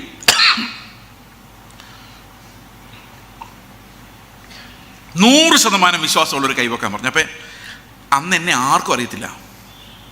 അപ്പം ഞാൻ എന്താ പറയാൻ വരുന്നത്, ഞാൻ അടുത്ത പ്രവാചകനാണെന്ന് അവർ വിചാരിച്ചാണ്. അവരെല്ലാവരും കൈപൊക്കി ഹല്ലേലൂയ എന്ന് അപ്പം തന്നെ പറഞ്ഞു. പുറകോട്ട് നോക്കിയപ്പോൾ 3-4 പാസ്റ്റർമാരിപ്പുണ്ട്, അവരെല്ലാം കൈപൊക്കി പിടിച്ചിരിക്കുക. അടുത്ത ചോദ്യം. ഇപ്പോൾ സമയം 7:45. 7:47 കർത്താവ് വന്നാൽ, അവിടുത്തെ സമയം ഇവിടുത്തെ സമയം പറഞ്ഞു, 100% പോകുമെന്ന് ഉറപ്പുള്ള ഒരു കൈവക്കാൻ പറഞ്ഞു. 100%, 99.9 അല്ല, ഒറ്റ ആൾ പോലും എൻ്റെ മുമ്പിൽ കൈവക്കില്ല. പുറകോട്ട് നോക്കിയപ്പോൾ 3 പാസ്റ്റർമാരും കൈതാത്തി വെച്ചിരിക്കുക. വിശ്വാസം എന്നതോ ആശിക്കുന്നതിൻ്റെ ഉറപ്പും. ആശിക്കുന്നതല്ല ഉറപ്പാണ്, പക്ഷെ ആശിക്കുന്നത് എന്താ? അത് നമ്മളെ ഈ പ്രവാചകന്മാർ, കള്ളപ്രവാചകന്മാരൊന്ന് പഠിപ്പിച്ചിട്ടുണ്ട്. എന്താണെന്നറിയോ? ലോകം. എന്നോടൊരു ശുശ്രൂഷകൻ പറഞ്ഞു, നിങ്ങളുടെ ശുശ്രൂഷയുടെ തലം മാറാൻ പോകണം. ഇവർക്ക് ഈ തലം എന്നുള്ള വാക്ക് ഭയങ്കര ഇഷ്ടമാണ്. ഞാൻ പറഞ്ഞു, എങ്ങനെ? ഇപ്പോൾ പുള്ളി പറഞ്ഞു, ഇപ്പോൾ 200 പേരോട് നിങ്ങളെ ഞാൻ എണ്ണാനൊന്നും പോകുന്നില്ല കേട്ടോ, 200 പേരോട് സംസാരിക്കുന്ന അമ്മ ദാവീദ് എണ്ണാൻ പോയതായി പ്രശ്നം മുഴുവനായത്. എത്ര പേര് വരും? അതറിഞ്ഞാലേ ആ ശുശ്രൂഷ അങ്ങ് വരുള്ളൂ. അതൊരു ബിസിനസ്സായിട്ട്, ഇത് ഭയങ്കര ബിസിനസ്. ഞാൻ ചെന്നൈ IPCയിൽ, ഞാൻ ഈ പറയണ്ടായിരുന്നു, IPC എന്ന് പറയണ്ടായിരുന്നു, ചെന്നൈ എന്ന് പറഞ്ഞാൽ മതിയായിരുന്നു. അവിടെ ചെന്നപ്പോൾ എനിക്ക് 3 ദിവസം മീറ്റിംഗ്. അപ്പം ആഴ്ച ആരാ വന്നത്, അവിടെ മീറ്റിങ്ങിനെ കണ്ടിന്യൂസ് ആയിട്ട് നടക്കും. അപ്പോൾ ആഴ്ച ആരാ വന്നു ചോദിച്ചപ്പോൾ ഒരു പ്രശസ്തനായ ഒരു പ്രസംഗനാണ്. അപ്പോൾ ഞാൻ ചോദിച്ചത് അദ്ദേഹം എന്താ പ്രസംഗിച്ചു, റെക്കോർഡ് വല്ലതും ഉണ്ടോ? ഞാൻ ചുമ്മാ കാഷ്വലായിട്ട് ചോദിച്ചു. അപ്പോൾ എൻ്റെ ഇത് റെക്കോർഡ് ചെയ്യുന്നുണ്ട്. അപ്പോൾ പുള്ളി പറഞ്ഞു റെക്കോർഡ് ചെയ്യരുതെന്ന് പുള്ളി പറഞ്ഞാൽ. ഞാൻ ചോദിച്ചത് എന്താ? പുള്ളി പറഞ്ഞതെന്ന് വെച്ച് കഴിഞ്ഞാൽ പുള്ളി ഗൾഫിൽ പോകുന്നുണ്ട് അടുത്ത ഏപ്രിലിൽ. അവിടെ പ്രസംഗിക്കാനുള്ള പ്രസംഗമാണ് ഇവിടെ പ്രസംഗിച്ചേക്കുന്നത്. അപ്പോൾ ഇവിടെ ഇത് ഫ്ലാഷായി കഴിഞ്ഞാൽ അവിടെ ചെന്നാൽ ഇത് ഏൽക്കുകയില്ല. കാരണം അവർ ഓൾറെഡി കേട്ട് കഴിഞ്ഞാൽ എല്ലാം ഫ്രഷ് ആയിരിക്കണം. സഹോദരങ്ങളെ, അങ്ങനൊരു നീഡില്ല. ഞാൻ പറയട്ടെ, A+B² = A² + 2AB+B². ഞാൻ ഇന്ന് പറയാനുള്ള കാരണം എന്താണെന്നറിയോ? 7ാം ക്ലാസ്സിൽ എന്നെ പഠിപ്പിച്ച സാർ ഒരു പ്രാവശ്യം പറഞ്ഞിട്ട് പോകാത്തതുകൊണ്ടാണ്. അയാളത് ചെന്നൈയിലൊരു ക്ലാസ്സിൽ A+B പഠിപ്പിച്ചതാണ്. അതുകൊണ്ട് കൊച്ചിയിലെ ക്ലാസ്സിൽ പഠിപ്പിക്കില്ല എന്നും അയാൾ പറഞ്ഞിരുന്നെങ്കിൽ ഞാൻ ഇന്നും A+B എന്താണെന്ന് അറിയാൻ വയ്യാത്തവനായിട്ട് നടന്നേനെ. അപ്പുറത്തെ ചർച്ചിൽ പ്രസംഗിക്കുന്ന പ്രസംഗം അവിടെ ഇമ്പോർട്ടൻ്റ് ആണെങ്കിൽ അതേ പ്രസംഗം ഇവിടെ ഇമ്പോർട്ടൻ്റ് ആണ്. ഈ ലാസ്റ്റ് ബെഞ്ച്, ഇവിടുത്തെ ലാസ്റ്റ് ബെഞ്ചല്ല, സ്കൂളിലെ ലാസ്റ്റ് ബെഞ്ചിൽ ഇരിക്കുന്ന അവസാനത്തെ കുട്ടി വരെ ഈ ഫോർമുല പറയുന്നവരെ ആ സാറ് നിർത്തുകയില്ല. അതുകൊണ്ടാണ് ഇന്നും ഇത് പറഞ്ഞുകൊണ്ട് നടക്കുന്നത്. ഒരു ചർച്ചിൽ അവസാനം ഇരിക്കുന്നയാളും ഈ അപ്പോസ്തലിക ഉപദേശം എന്താണെന്ന് മനസ്സിലാകുന്നത് വരെ ട്യൂഷനെങ്കിൽ ട്യൂഷൻ. ഇത് പ്രസംഗിച്ച് തള്ളിക്കളയാനുള്ള വിഷയങ്ങളല്ല. ഇത് പഠിച്ച് ജീവിതകാലം മുഴുവൻ നിലനിൽക്കുന്ന വിശുദ്ധിയിലേക്കും നീതിയിലേക്കും പോകാൻ വേണ്ടിയുള്ള നമുക്ക് വേണ്ടി തന്നിരിക്കുന്ന അതിവിശിഷ്ടമായ ഉപദേശ രൂപമാണ്.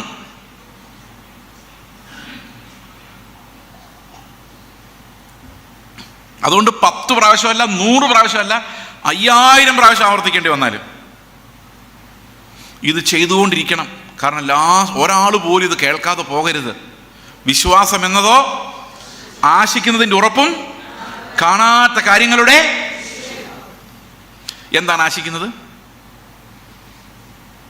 നിങ്ങളെന്താ ആശിക്കുന്നത്? നിങ്ങളുടെ ഏറ്റവും വലിയ ആശയം എന്തോ? ആ പ്രാർത്ഥന ലിസ്റ്റ് എടുത്തേ. നിങ്ങൾ പ്രാർത്ഥിക്കാൻ വെച്ചേക്കുന്ന ലിസ്റ്റ് വായിച്ച്. കുട്ടികളുടെ ഭാവി. ഈ സഹോദരിമാരുടെ ഏറ്റവും വലിയ ആശങ്കയാണ് ഞങ്ങളുടെ കുട്ടികൾ എന്തായിത്തീരും. അത് ഈ പ്രവാചകന്മാർക്കറിയാം. അവർ കൃത്യ സഹോദരിമാർ കൂടുന്ന വെള്ളിയാഴ്ച മീറ്റിങ്ങുകളിലാണ് കൂടുതൽ വരുന്നത്. ഇവിടുത്തെ കാര്യമല്ല. അവർ പറയും നിൻ്റെ മക്കളുടെ ഭാവി എൻ്റെ കയ്യിൽ. എൻ്റെ കയ്യിൽ എന്ന് പറഞ്ഞാൽ പുള്ളിയുടെ കയ്യിലല്ല. പുള്ളി ഈ തന്ത്രങ്ങളൊക്കെ നിങ്ങൾ അറിഞ്ഞിരിക്കണം. ഒന്നിനാലും പതറിപ്പോകാതെ ക്രിസ്തുവിനെ നോക്കുന്നവർ ഒരിക്കലും ലജ്ജിച്ചു പോവുകയില്ല. ഉപജീവന ചിന്തകൾ, ഭാവിയെക്കുറിച്ചുള്ള ആശങ്കകൾ, ഇതെല്ലാം അവിശ്വാസത്തിൻ്റെ കുഞ്ഞുങ്ങളാണ്. എൻ്റെ മോൻ എന്നോട് പറയുകയാണ്, പപ്പ നാളെ എനിക്ക് രാവിലെ ബ്രേക്ക്ഫാസ്റ്റ് തരണേ. ഞാൻ പറഞ്ഞു തരാം. 5 മിനിറ്റ് കഴിഞ്ഞാൽ പിന്നെ പപ്പ എന്നാടാ നാളത്തെ ബ്രേക്ക്ഫാസ്റ്റ് ഓർപ്പിക്കാൻ വേണ്ടി. തരാമടാ. 1 മണിക്കൂർ കഴിഞ്ഞ് പിന്നെ വന്നു, പപ്പ എന്താടാ നാളത്തെ ബ്രേക്ക്ഫാസ്റ്റ് തരാം. 10 പ്രാവശ്യമായി, 25 പ്രാവശ്യം ഒരു ദിവസം. ഇവൻ എന്നെ വിശ്വാസം ഉണ്ടായിട്ടാണോ ഇല്ലാഞ്ഞിട്ടാണോ? പറ.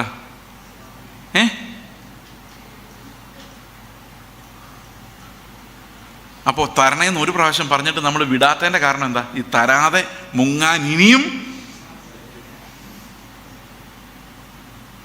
പക്ഷെ ആത്മീക വിഷയങ്ങൾ അങ്ങനെ കരയാതിരിക്കാൻ പറ്റത്തില്ല. കർത്താവ് പ്രത്യേകിച്ച് പറഞ്ഞിട്ടുണ്ട്, ലഭിക്കുന്നവരെ അന്വേഷിക്കുകയും തുറക്കുന്നവരെ മുട്ടുകയും, അല്ലേ? അന്വേഷിപ്പിൻ, കണ്ടെത്തും, മുട്ടുവിൻ, തുറക്കപ്പെടും, യാചിപ്പിൻ, നിങ്ങൾക്ക് ലഭിക്കും. അപ്പം ലഭിക്കുന്നവരെ യാചിക്കേണ്ടത് എന്തിനാ? ആത്മാവിനെയും സ്വർഗത്തിലെ നന്മകളെയാണ്. മറ്റേത് നമ്മൾ യാചിക്കേണ്ട പോലും കാര്യമില്ല. കാരണം യാചിക്കാതെ തന്നെ ദൈവം നമുക്ക് ആവശ്യമുള്ളത് എന്തെന്ന് അറിയുന്നു. പക്ഷേ യാചിക്കാതെ നമ്മൾ റോഡിലൂടെ പോകുന്ന ഒരാളുടെ പറയാണ്, വന്നേ എന്താ ബിരിയാണി ഉണ്ട്, വേണം കൊണ്ടുപോക്കും. അയാൾക്ക് അത് എടുത്തുകൊണ്ട് പോകുന്നതിന് ഒരു വിഷമമില്ല. അയാൾ വിശപ്പാകുമ്പോൾ കഴിച്ചോളൂ. എന്നാൽ വഴിയെ പോകുന്ന ഒരാളുടെ ആത്മാവിനെ വേണോ വന്ന് മേടിച്ചോളാൻ പറയാൻ പറ്റുമോ? അതെന്താ? ദാഹിക്കാത്തവനെ നിറയ്ക്കാൻ പറ്റത്തില്ല. അപ്പോൾ ആത്മാവിന് വേണ്ടി പ്രാർത്ഥിക്കുമ്പോൾ നമ്മൾ നിലവിളിക്കുകയും പിടിച്ചു വയ്ക്കുകയും ഒക്കെ ചെയ്യേണ്ടി വരും. പക്ഷേ ലോകത്തിലെ വസ്തുക്കളെക്കുറിച്ച് നമ്മൾ പിടിച്ചു വെക്കാൻ തുടങ്ങിക്കഴിഞ്ഞാൽ ഇതിനു വേണ്ടി ഒന്നും ചെയ്യാൻ നമുക്ക് പറ്റില്ല. കാരണം ഒരേ സമയത്ത് മാമോനെയും ദൈവത്തെ സേവിക്കാൻ സാധിക്കില്ല. അപ്പോൾ ദൈവത്തെ വിശ്വസിച്ച് അങ്ങ് വിടണം. കർത്താവേ, നീ എന്നെ നടത്തിക്കോളൂ, എൻ്റെ പിള്ളേരെ നടത്തിക്കോളൂ. ഞാൻ ഇതിൻ്റെ പുറകെ നടക്കുന്നില്ല, ഞാൻ നിൻ്റെ പുറകെ വരുന്നു. ഞാൻ മീനിൻ്റെ പുറകെ പോകുന്നില്ല, നിൻ്റെ പുറകെ വരുന്നു. എനിക്ക് ആവശ്യമുള്ളതെല്ലാം അറിയുന്ന ഒരു പിതാവ് എനിക്കുള്ളത് കൊണ്ട് ഞാൻ ഈ ഉത്കണ്ഠ ആകുലചിന്ത എന്ന സാത്താനെ ബത്സിക്കുന്നു. എനിക്കതിന് ആവശ്യമില്ല. അതാണ് ഫെയ്ത്ത്. വിശ്വാസം എന്നതോ എന്തോ ആശിക്കുന്നേ? റോമാലേഖനം 8-ാം അധ്യായത്തിന്റെ 26-ാം വാക്യം, 23-ാം വാക്യം. എന്താണ് നമ്മുടെ ആശ? വായിക്കും. ആത്മാവെന്ന ആദ്യദാനം ലഭിച്ചവരായ നാമും നമ്മുടെ ശരീരത്തിന്റെ വീണ്ടെടുപ്പായ പുത്രത്വത്തിനു വേണ്ടി കാത്തുകൊണ്ട് ഉള്ളിൽ ഞരങ്ങുന്നു. പ്രത്യാശയാലല്ലോ നാം, അത് ഇംഗ്ലീഷ് എഴുതുമ്പോൾ it is by this hope എന്നുണ്ട്. അതുപോലെ തന്നെ തമിഴ് പറയുമ്പോൾ ഇന്ത നമ്മക്കോ എന്നുണ്ട്. എന്താ നമ്മക്കൊപ്പം? എന്താ പ്രത്യാശ? ആത്മാവെന്ന ആദ്യദാനം ലഭിച്ചവരായ നാമും നമ്മുടെ ശരീരത്തിന്റെ വീണ്ടെടുപ്പായ പുത്രത്വത്തിനു വേണ്ടി കാത്തുകൊണ്ട് ഉള്ളിൽ ഞരങ്ങുന്നു. പ്രത്യാശയാലല്ലോ നാം. അപ്പൊ നമ്മൾ നന്നായി തുടങ്ങുന്നതിന് മുൻപ് ലഭിക്കുന്ന ഒരു സാധനമാണ് എന്ത്? പ്രത്യാശ. ആത്മാവ് എപ്പോഴാണോ നമ്മുടെ ഉള്ളിൽ വരുന്നത്, ആ മോമെന്റിൽ തന്നെ നമ്മുടെ ഉള്ളിൽ ഉണ്ടാകുന്ന ഒരു സാധനമാണ് പ്രത്യാശ. ആ പ്രത്യാശയാലല്ലോ നാം രക്ഷിക്കപ്പെട്ടിരിക്കുന്നത്. അപ്പൊ എന്താ പ്രത്യാശ ഇവിടെ പറഞ്ഞിരിക്കുന്നത്? ആത്മാവെന്ന ആദ്യദാനം ലഭിച്ചവരായി നാം നമ്മുടെ ശരീരത്തിന്റെ വീണ്ടെടുപ്പ് ആയ പുത്രത്വം, അതായത് കർത്താവിന്റെ കാഹളനാദം കേൾക്കുമ്പോൾ എൻ്റെ ശരീരം തേജസ്കരിക്കപ്പെട്ട് പുതിയൊരു ശരീരവുമായി ഞാൻ കർത്താവിൻ്റെ അടുക്കൽ നിൽക്കും. ആ കാഴ്ചയാണ് എൻ്റെ പ്രത്യാശ. അതിൻ്റെ ഉറപ്പിനെയാണ് വിശ്വാസം എന്ന് പറയുന്നത്. പ്രത്യാശ ഉണ്ടോ? ഞരക്കമുണ്ടോ? അവിടെ എഴുതിയിരിക്കുന്നത് എന്താ? ഞരങ്ങുന്നു. ഈ ഞരക്കം എന്ന് പറഞ്ഞാൽ എന്തോ? ഇപ്പം 8:30 ആകുമ്പോൾ ഇത് തീരേണ്ടതാണ് ഈ ക്ലാസ്, അല്ലേ? 9 ഞാനിത് തീർക്കാതെ ഒരു വാക്യം കൂടെ എന്ന് പറയുമ്പോൾ നിങ്ങൾക്ക് തോന്നുന്ന ഫീലിങ്ങിനെയാണ് ഞരക്കം എന്ന് പറയുന്നത്.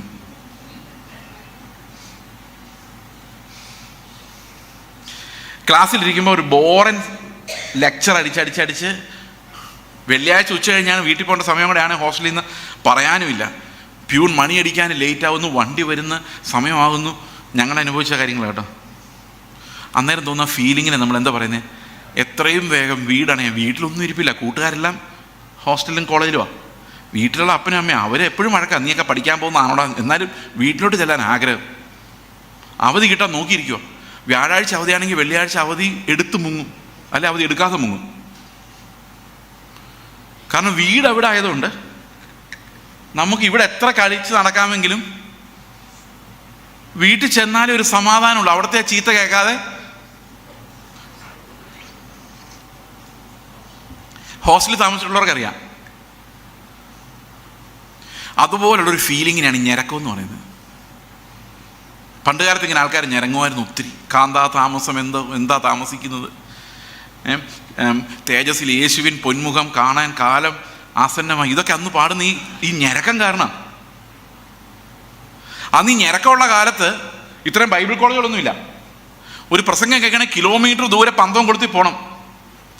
അന്നത്തെ കാലത്ത് എഴുതിയ പാട്ടുകളെല്ലാം വേദശാസ്ത്രപരമായിട്ട് പെർഫെക്റ്റ് ആണ്.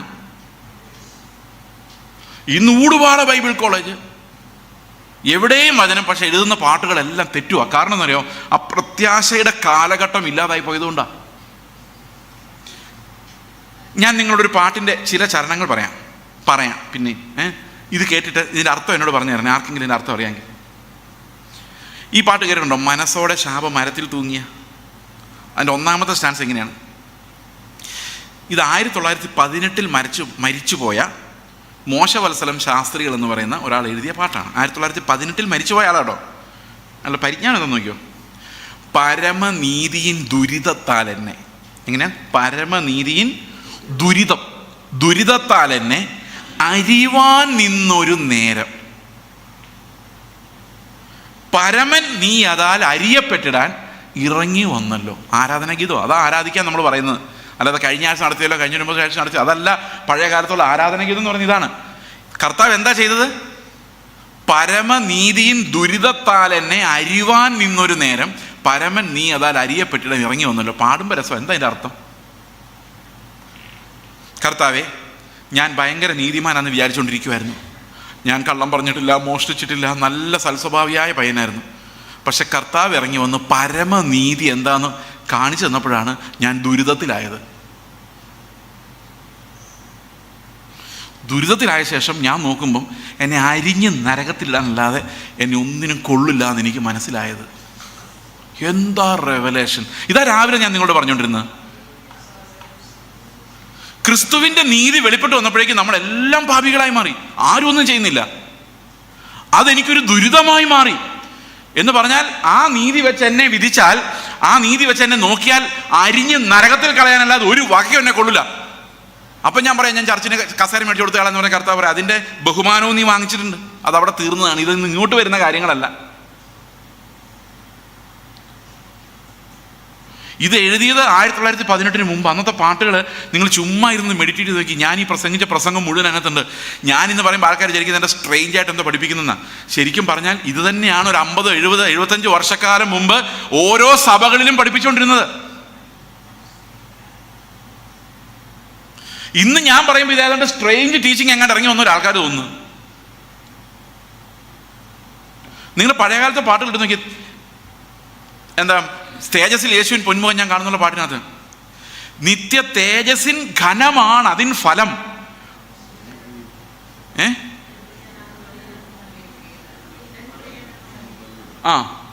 അതെന്താ അതിന് പറയുന്നത്? ഈ തേജസ്സിന്റെ ഘനം എന്ന് പറയുന്നത് എത്ര കനത്തിൽ ലഭിക്കുന്നു എന്നുള്ളത് എൻ്റെ പ്രതിഫലമാണെന്നാ.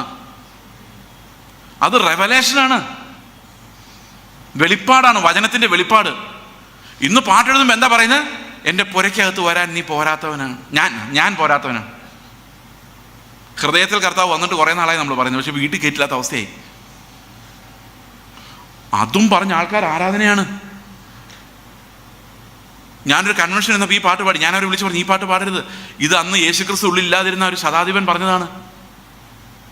അവൻ്റെ വിശ്വാസം വലുതായിരുന്നു. കാരണം നമുക്ക് കർത്താവിൻ്റെ ദാസന്മാർ വീട്ടിൽ വന്ന് പ്രാർത്ഥിച്ചാലേ കാര്യം നടക്കുള്ളൂ. നമ്മൾ വിശ്വസിക്കുമ്പം അവൻ പറഞ്ഞു, നീ ഇവിടെ ഇരുന്ന് പറഞ്ഞാലും അനുസരിക്കും, നിനക്ക് സ്ഥലങ്ങളുടെ മേൽ അധികാരമുണ്ട്, നമുക്കാണൊരു പ്രത്യേക സ്ഥലത്തിരുന്ന് പോയി പ്രാർത്ഥിച്ചാലേ നടക്കുള്ളൂ, കാരണം ദൈവം ആ സ്ഥലത്ത് വരുന്നാലേ നടക്കുള്ളൂ നമ്മൾ ചിന്തിക്കുന്നത്. പക്ഷേ ശതാധിപൻ ചിന്തിച്ചത്, നീ ഇവിടെ ഇരുന്ന് പറഞ്ഞാൽ മതി എൻ്റെ കൊച്ചു സൗഖ്യമാകാൻ, അവിടെ ഒന്ന് തലയ്ക്ക് പിടിച്ച് കുലുക്കേണ്ട കാര്യമൊന്നും.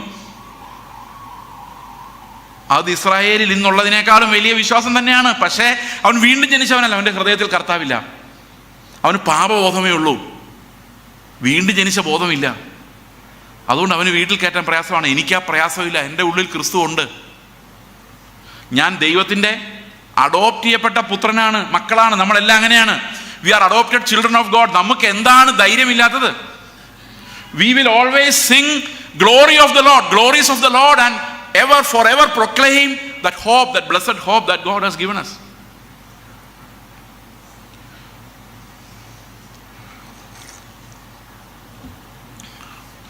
ഈ ഞരക്കം, അതിനെയാണ് നമ്മൾ പ്രത്യാശ എന്ന് പറയുന്നത്. ഞരങ്ങാൻ ആത്മാവ് സഹായിക്കും. ഞാൻ എത്ര പ്രസംഗിച്ചാലും ഇത് 8:30 അല്ല 10:30 അല്ല രാത്രി 12:30 വരെ ഈ പ്രസംഗം ഇങ്ങനെ നടന്നാലും ഈ ഞരക്കം ഉണ്ടാക്കാൻ എനിക്കറിയത്തില്ല. ദൈവത്തിൻ്റെ ആത്മാവ് വന്നാൽ മാത്രമേ ഈ ലോകത്തിൻ്റെ നശിച്ചു പോകുന്ന തേജസ്സിനപ്പുറത്ത് ഒരു ദിവ്യമായ തേജസ് നമ്മളെ കാത്തിരിപ്പുണ്ടെന്നുള്ളൊരു വെളിപ്പാടുള്ളിൽ കിട്ടാതെ നമ്മൾ നന്നാകാൻ പോകുന്നില്ല.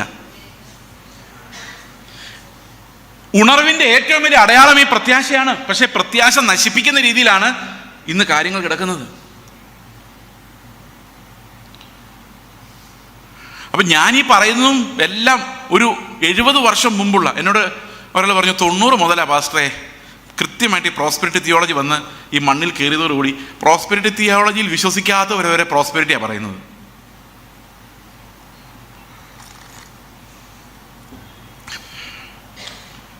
തൊണ്ണൂറ് മുതലാണ് ഇത് സംഭവിച്ചതെന്നാണ് പറയുന്നത്. ഇപ്പോൾ ഏതാണ്ട് 44 വർഷമായി അല്ലേ? അല്ല 34 വർഷം. ഇതിന് താഴോട്ടേ പോവുള്ളൂ.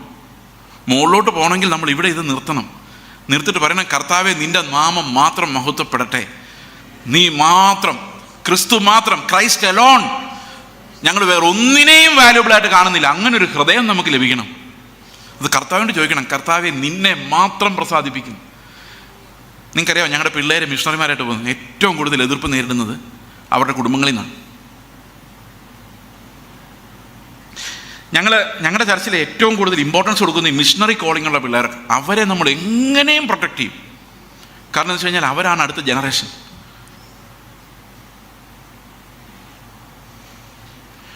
ഞങ്ങൾ ഏറ്റവും കൂടുതൽ എതിർപ്പ് നേരിട്ടത് എവിടെയാണെന്നറിയോ? പെന്തക്കോസുകാരുടെ പാസ്റ്റർമാരുടെ കയ്യിൽ നിന്നാണ്.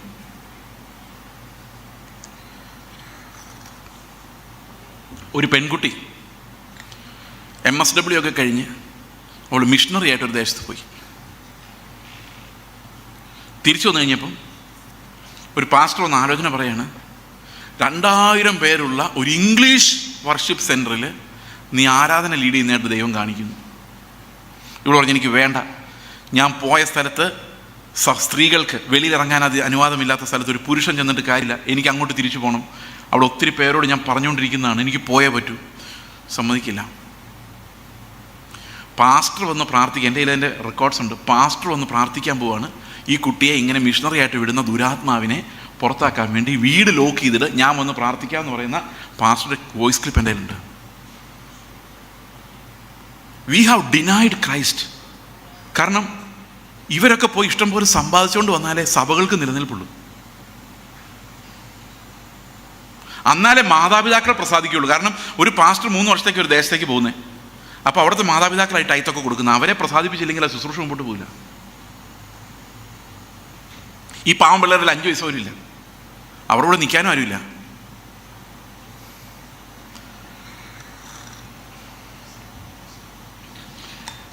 എൻ്റെ മക്കൾ വല്ലതും സുവിശേഷ വേലയ്ക്ക് ഇറങ്ങിയാൽ ചേസ് ജോസഫ് പാസ്റ്ററിനെതിരെയും സഭയ്ക്കെതിരെയും കേസ് കൊടുക്കുമെന്ന് പറഞ്ഞ റെക്കോർഡും എൻ്റെ കയ്യിലുണ്ട്.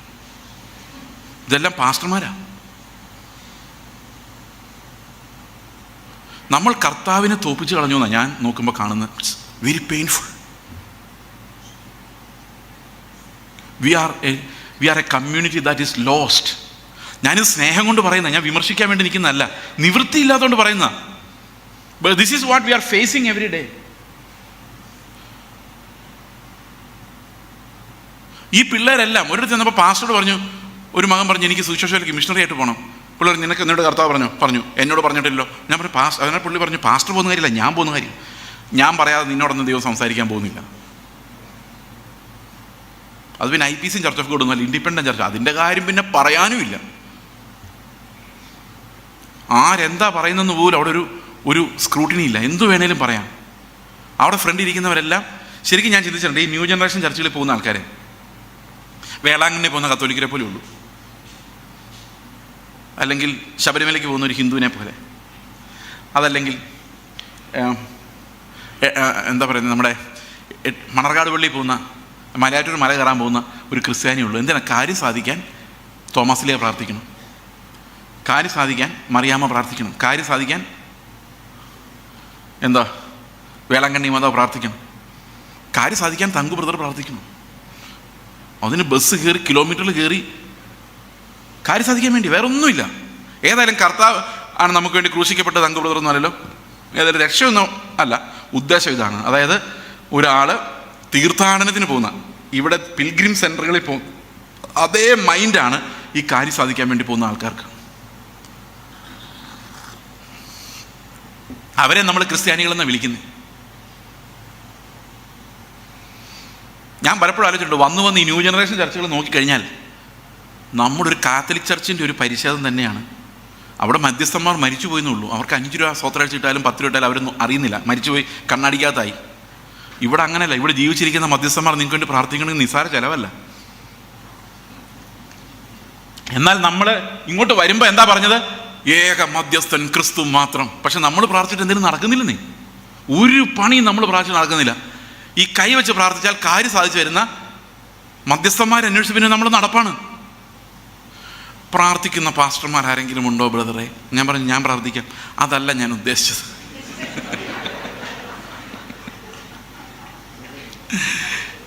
കൃപയുള്ള എന്ന് പറഞ്ഞാൽ എന്താണെന്നറിയ അർത്ഥം? വാഴ്ത്തപ്പെട്ട പുണ്യാളന്മാർ എവിടെയെങ്കിലും ഉണ്ടോയെന്നാണ്. പുതിയ നിയമത്തിൽ പറയുന്ന പ്രാർത്ഥനകളെല്ലാം അങ്ങോട്ടും ഇങ്ങോട്ടുമാണ്. ഇപ്പം ഞാൻ പാസ്റ്ററിന് വേണ്ടി പ്രാർത്ഥിച്ചാൽ പാസ്റ്റർ എനിക്ക് വേണ്ടി പൗലോസ് പറയുന്നത് നിങ്ങൾ എനിക്ക് വേണ്ടി പ്രാർത്ഥിക്കൂ, ഞാൻ നിങ്ങൾക്ക് വേണ്ടി പ്രാർത്ഥിക്കും. ആര് പ്രാർത്ഥിച്ചാലും ദൈവം പെട്ടെന്ന് കേൾക്കുന്നത്? ആര് പ്രാർത്ഥിച്ചിട്ടും കാര്യമില്ല. യേശുക്രിസ്തു മൂലം പ്രാർത്ഥിച്ച കർത്താവ് പിതാവിൻ്റെ അടുത്ത് കാര്യം വെച്ചാൽ മാത്രമേ നടക്കുകയുള്ളൂ. കർത്താവിന് സ്തോത്രം പറയാല്ലേ? ഞാൻ പ്രസംഗിക്കുമ്പോൾ സ്തോത്രം പറഞ്ഞാൽ കുഴപ്പമൊന്നുമില്ല കേട്ടോ. ഞാൻ പിന്നെ സ്തോത്രം പറയാൻ അങ്ങനെ പറയുന്നില്ലെന്നേ ഉള്ളൂ. ഓക്കെ, പിന്നെ ഒത്തിരി പറഞ്ഞു കഴിഞ്ഞാൽ നമുക്ക് പറയുന്നൊന്നും ആരും കേൾക്കാതെ പോകും, അതേ ഉള്ളൂ കുഴപ്പം, വേറെ കുഴപ്പമൊന്നുമില്ല. ഇപ്പോൾ ദൈവാത്മാ പ്രേരിപ്പിക്കുകയാണെങ്കിൽ സ്തോത്രം, പക്ഷെ സ്തോത്രം പറയാൻ ഉള്ളിൽ നിന്ന് വന്നെങ്കിലേ പറയാവുള്ളൂ. കാരണം ഇതൊക്കെ അപകടകരമാണ്. ഇതൊക്കെ സ്തോത്രം പറഞ്ഞാൽ എങ്ങനെയായി തീരും നമുക്കറിയത്തില്ല. കർത്താവ് ഇവിടെ പിള്ളേർ മിഷണറിമാരായിട്ട് പോകുമ്പോൾ അവർ തടഞ്ഞു, അയ്യോ എന്ന് പറഞ്ഞ് നമ്മുടെ പിള്ളേർ നാളെ പോകുമ്പോൾ ഇതേ വേദന. ഞാൻ കല്യാണം കഴിഞ്ഞ് ഒരു 6 മാസം കഴിഞ്ഞ് ഞാൻ കർത്താവിൻ്റെ പ്രാർത്ഥിച്ചു, എൻ്റെ കർത്താവേ ഞാൻ മിഷണറി വേലയ്ക്ക് ഇറങ്ങി, സുവിശേഷ വേലയ്ക്ക് ഇറങ്ങി, ഇങ്ങനെയൊക്കെ ആയിപ്പോയി. എൻ്റെ അപ്പന് പ്രത്യേകിച്ച് ഒത്തിരി ബുദ്ധിമുട്ടുണ്ടാക്കിയിട്ടുണ്ട്. എൻ്റെ മകൻ അല്ലെ മകൾ ഉണ്ടാവുമ്പോൾ കർത്താവിന് വേണ്ടി അവർ വില കൊടുക്കുന്ന കണ്ടിട്ട് ഞാൻ വേദനിച്ച് കരയണം, ഞാൻ കർത്താവിനോട് നിലവിളിക്കണം. അത്രയും വേണ്ട കർത്താവേന്ന് എന്നെ കൊണ്ട് പറയിപ്പിക്കുന്ന രീതിയിലുള്ള മക്കളെ തരണം എന്ന് ഞാൻ പറഞ്ഞു. തീർച്ചയായിട്ടും നമ്മുടെ മക്കൾ അങ്ങനെ ഇറങ്ങിപ്പോയി നമുക്ക് വേദനിക്കണം.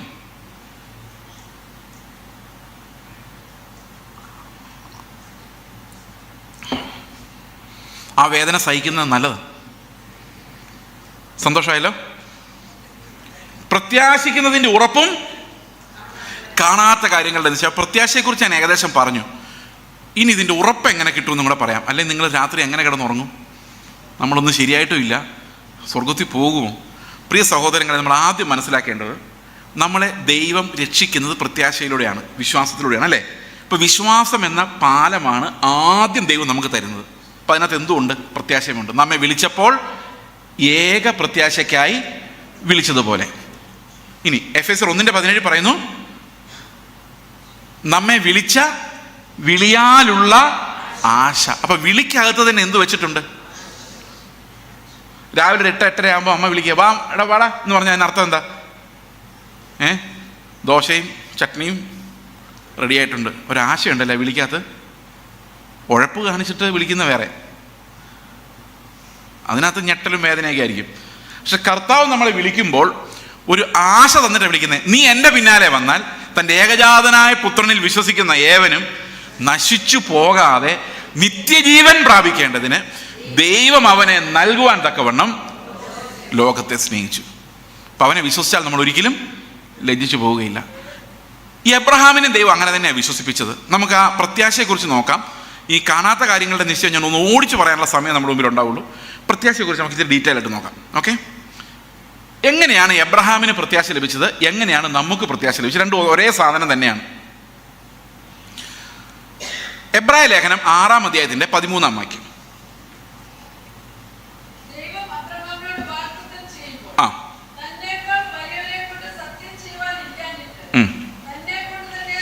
തന്നെ കൊണ്ട് തന്നെ സത്യം ചെയ്തു. അപ്പൊ എബ്രഹാമിനോട് ദൈവം ഒരു വാക്ക് പറഞ്ഞപ്പോൾ ആണയിട്ടാണ് വാക്ക് പറഞ്ഞത്, അല്ലേ?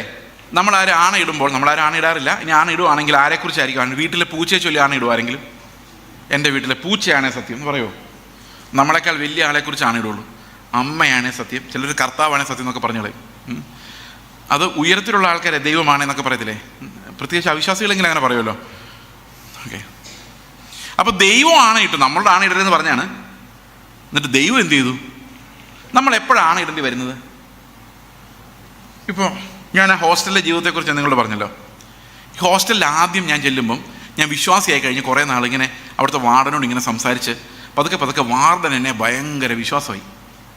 ഞാൻ എന്ത് പറഞ്ഞാലും പുള്ളി വിശ്വസിക്കും. ഇപ്പം മഴയാന്ന് പറഞ്ഞാലും പുള്ളി വിശ്വസിക്കും. അത്ര വിശ്വാസം. അപ്പോൾ എന്തെങ്കിലും കുഴപ്പം സംഭവിച്ചു കഴിഞ്ഞാൽ ഉടനെ പുള്ളി എന്നോട് ചോദിക്കും, ചേച്ചേ എന്താ സംഭവിച്ചത്? ഞാൻ പറഞ്ഞാൽ അതിനപ്പുറം അപ്പീലില്ല, വേറെ റിക്വസ്റ്റ് ഇല്ല. അത്ര ഭയങ്കര വിശ്വാസമാണ്. അപ്പോൾ ഞാൻ എന്ത് പറഞ്ഞാൽ ഉവ്വെന്ന് പറഞ്ഞാൽ ഉവ്വ്, ഇല്ലെന്ന് പറഞ്ഞാൽ ഇല്ല. ആണിടേണ്ട കാര്യമില്ല.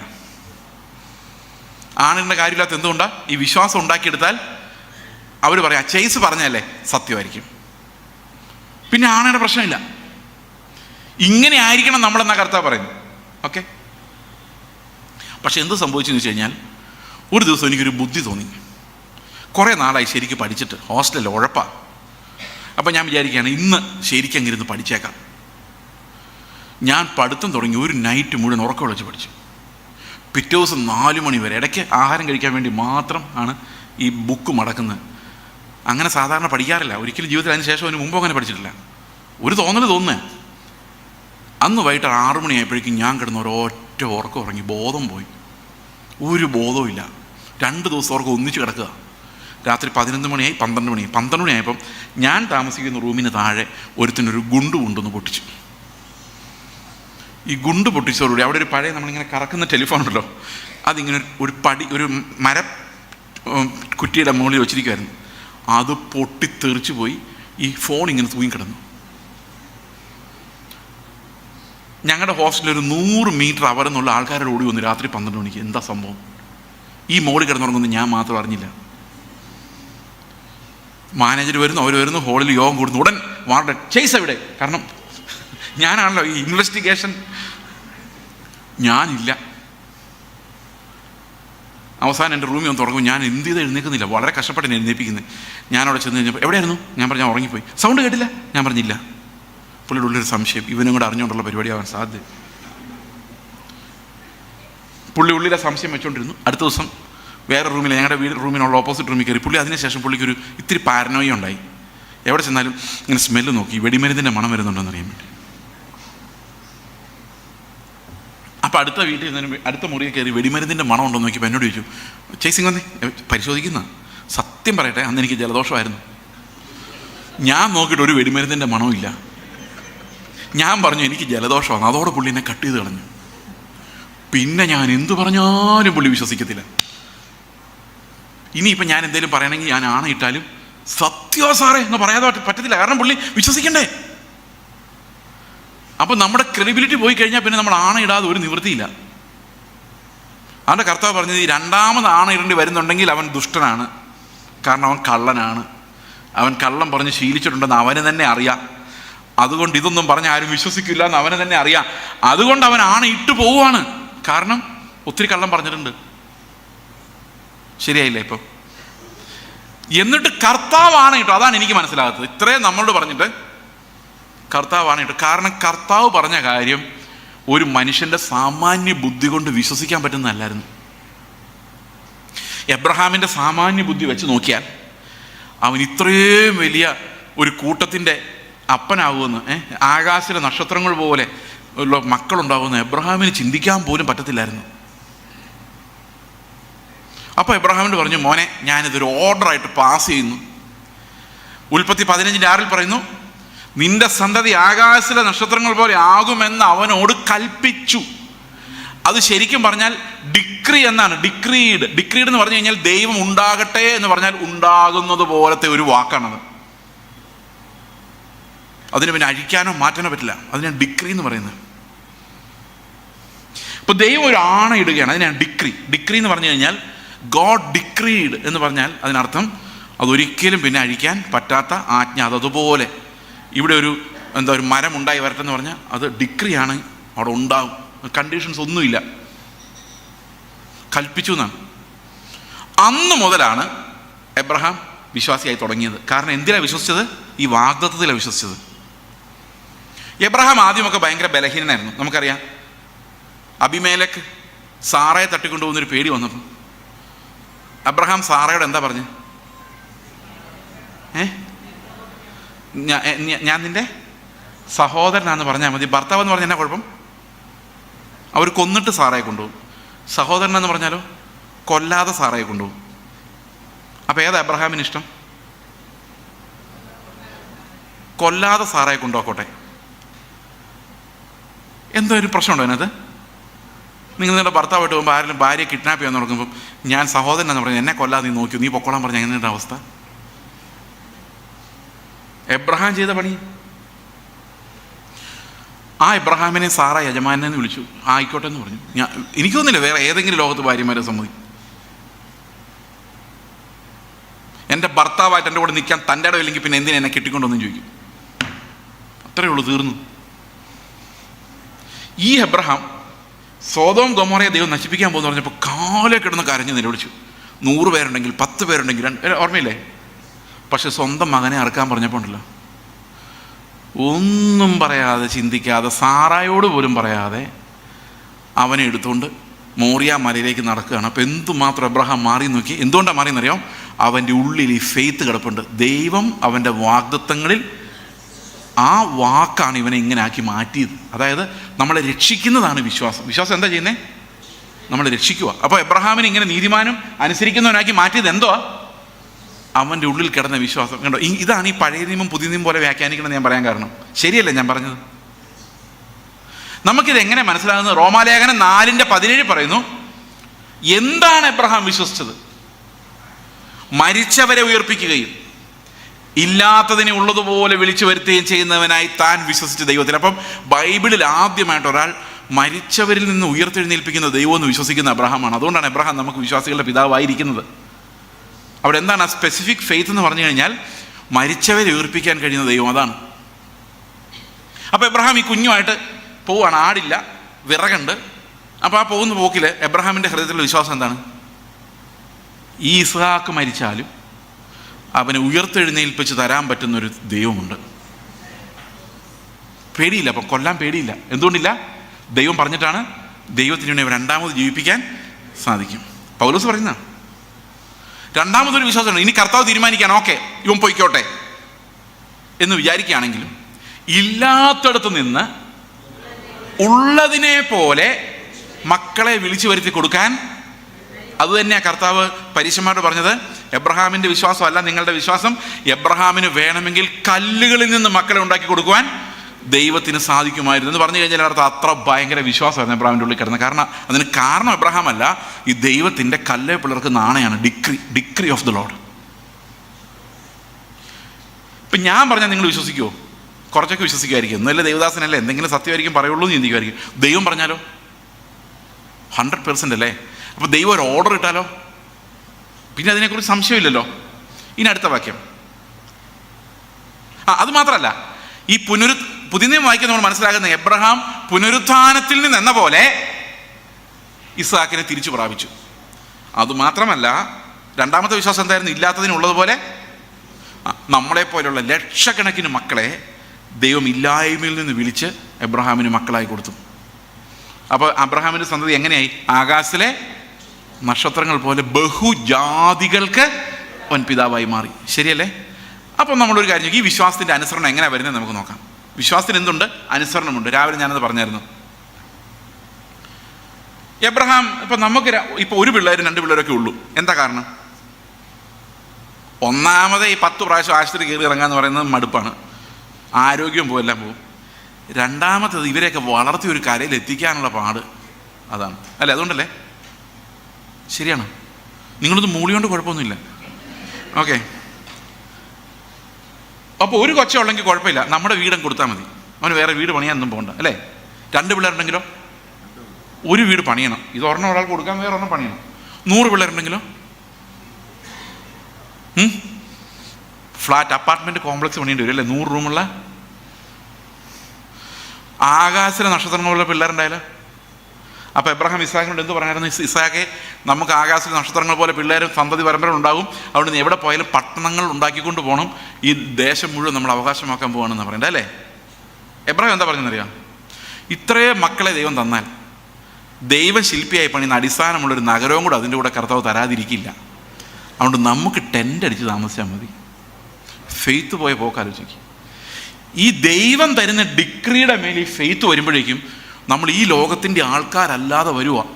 അപ്പോൾ എബ്രഹാം കനാൻ ദേശത്ത് പാർത്തുകൊണ്ട് പറയുകയാണ്, ഇതല്ല മക്കളെ വാഗ്ദത്ത ദേശം, നമുക്ക് കാണാൻ പറ്റാത്തത് ദൈവം ശില്പിയായി പണിയുന്ന അടിസ്ഥാനങ്ങളുമുള്ളൊരു നഗരമാണ് നമ്മുടെ യഥാർത്ഥ വാഗ്ദത്ത ദേശം. ഇത് പഴയ നിയമം വായിക്കുമ്പോൾ മനസ്സിലാവില്ല. അബ്രഹാമിൻ്റെ കഥ അവിടെ വായിച്ചിട്ട് പുതിയ നിയമം കൂടെ വായിക്കുമ്പോഴാണ് മനസ്സിലാകുന്നത് എബ്രഹാം കാത്തിരുന്ന വാഗ്ദത്ത ദേശം കനാൻ ഒരു നിഴൽ മാത്രമാണ്. ഈ സ്വർഗീയ കനാനാണ് എബ്രഹാം നോക്കിയിരുന്നത്. ദൈവം ശില്പിയായി പണിയുന്ന അടിസ്ഥാനങ്ങളുള്ളൊരു നഗരം. എത്ര മനോഹരമാണത്!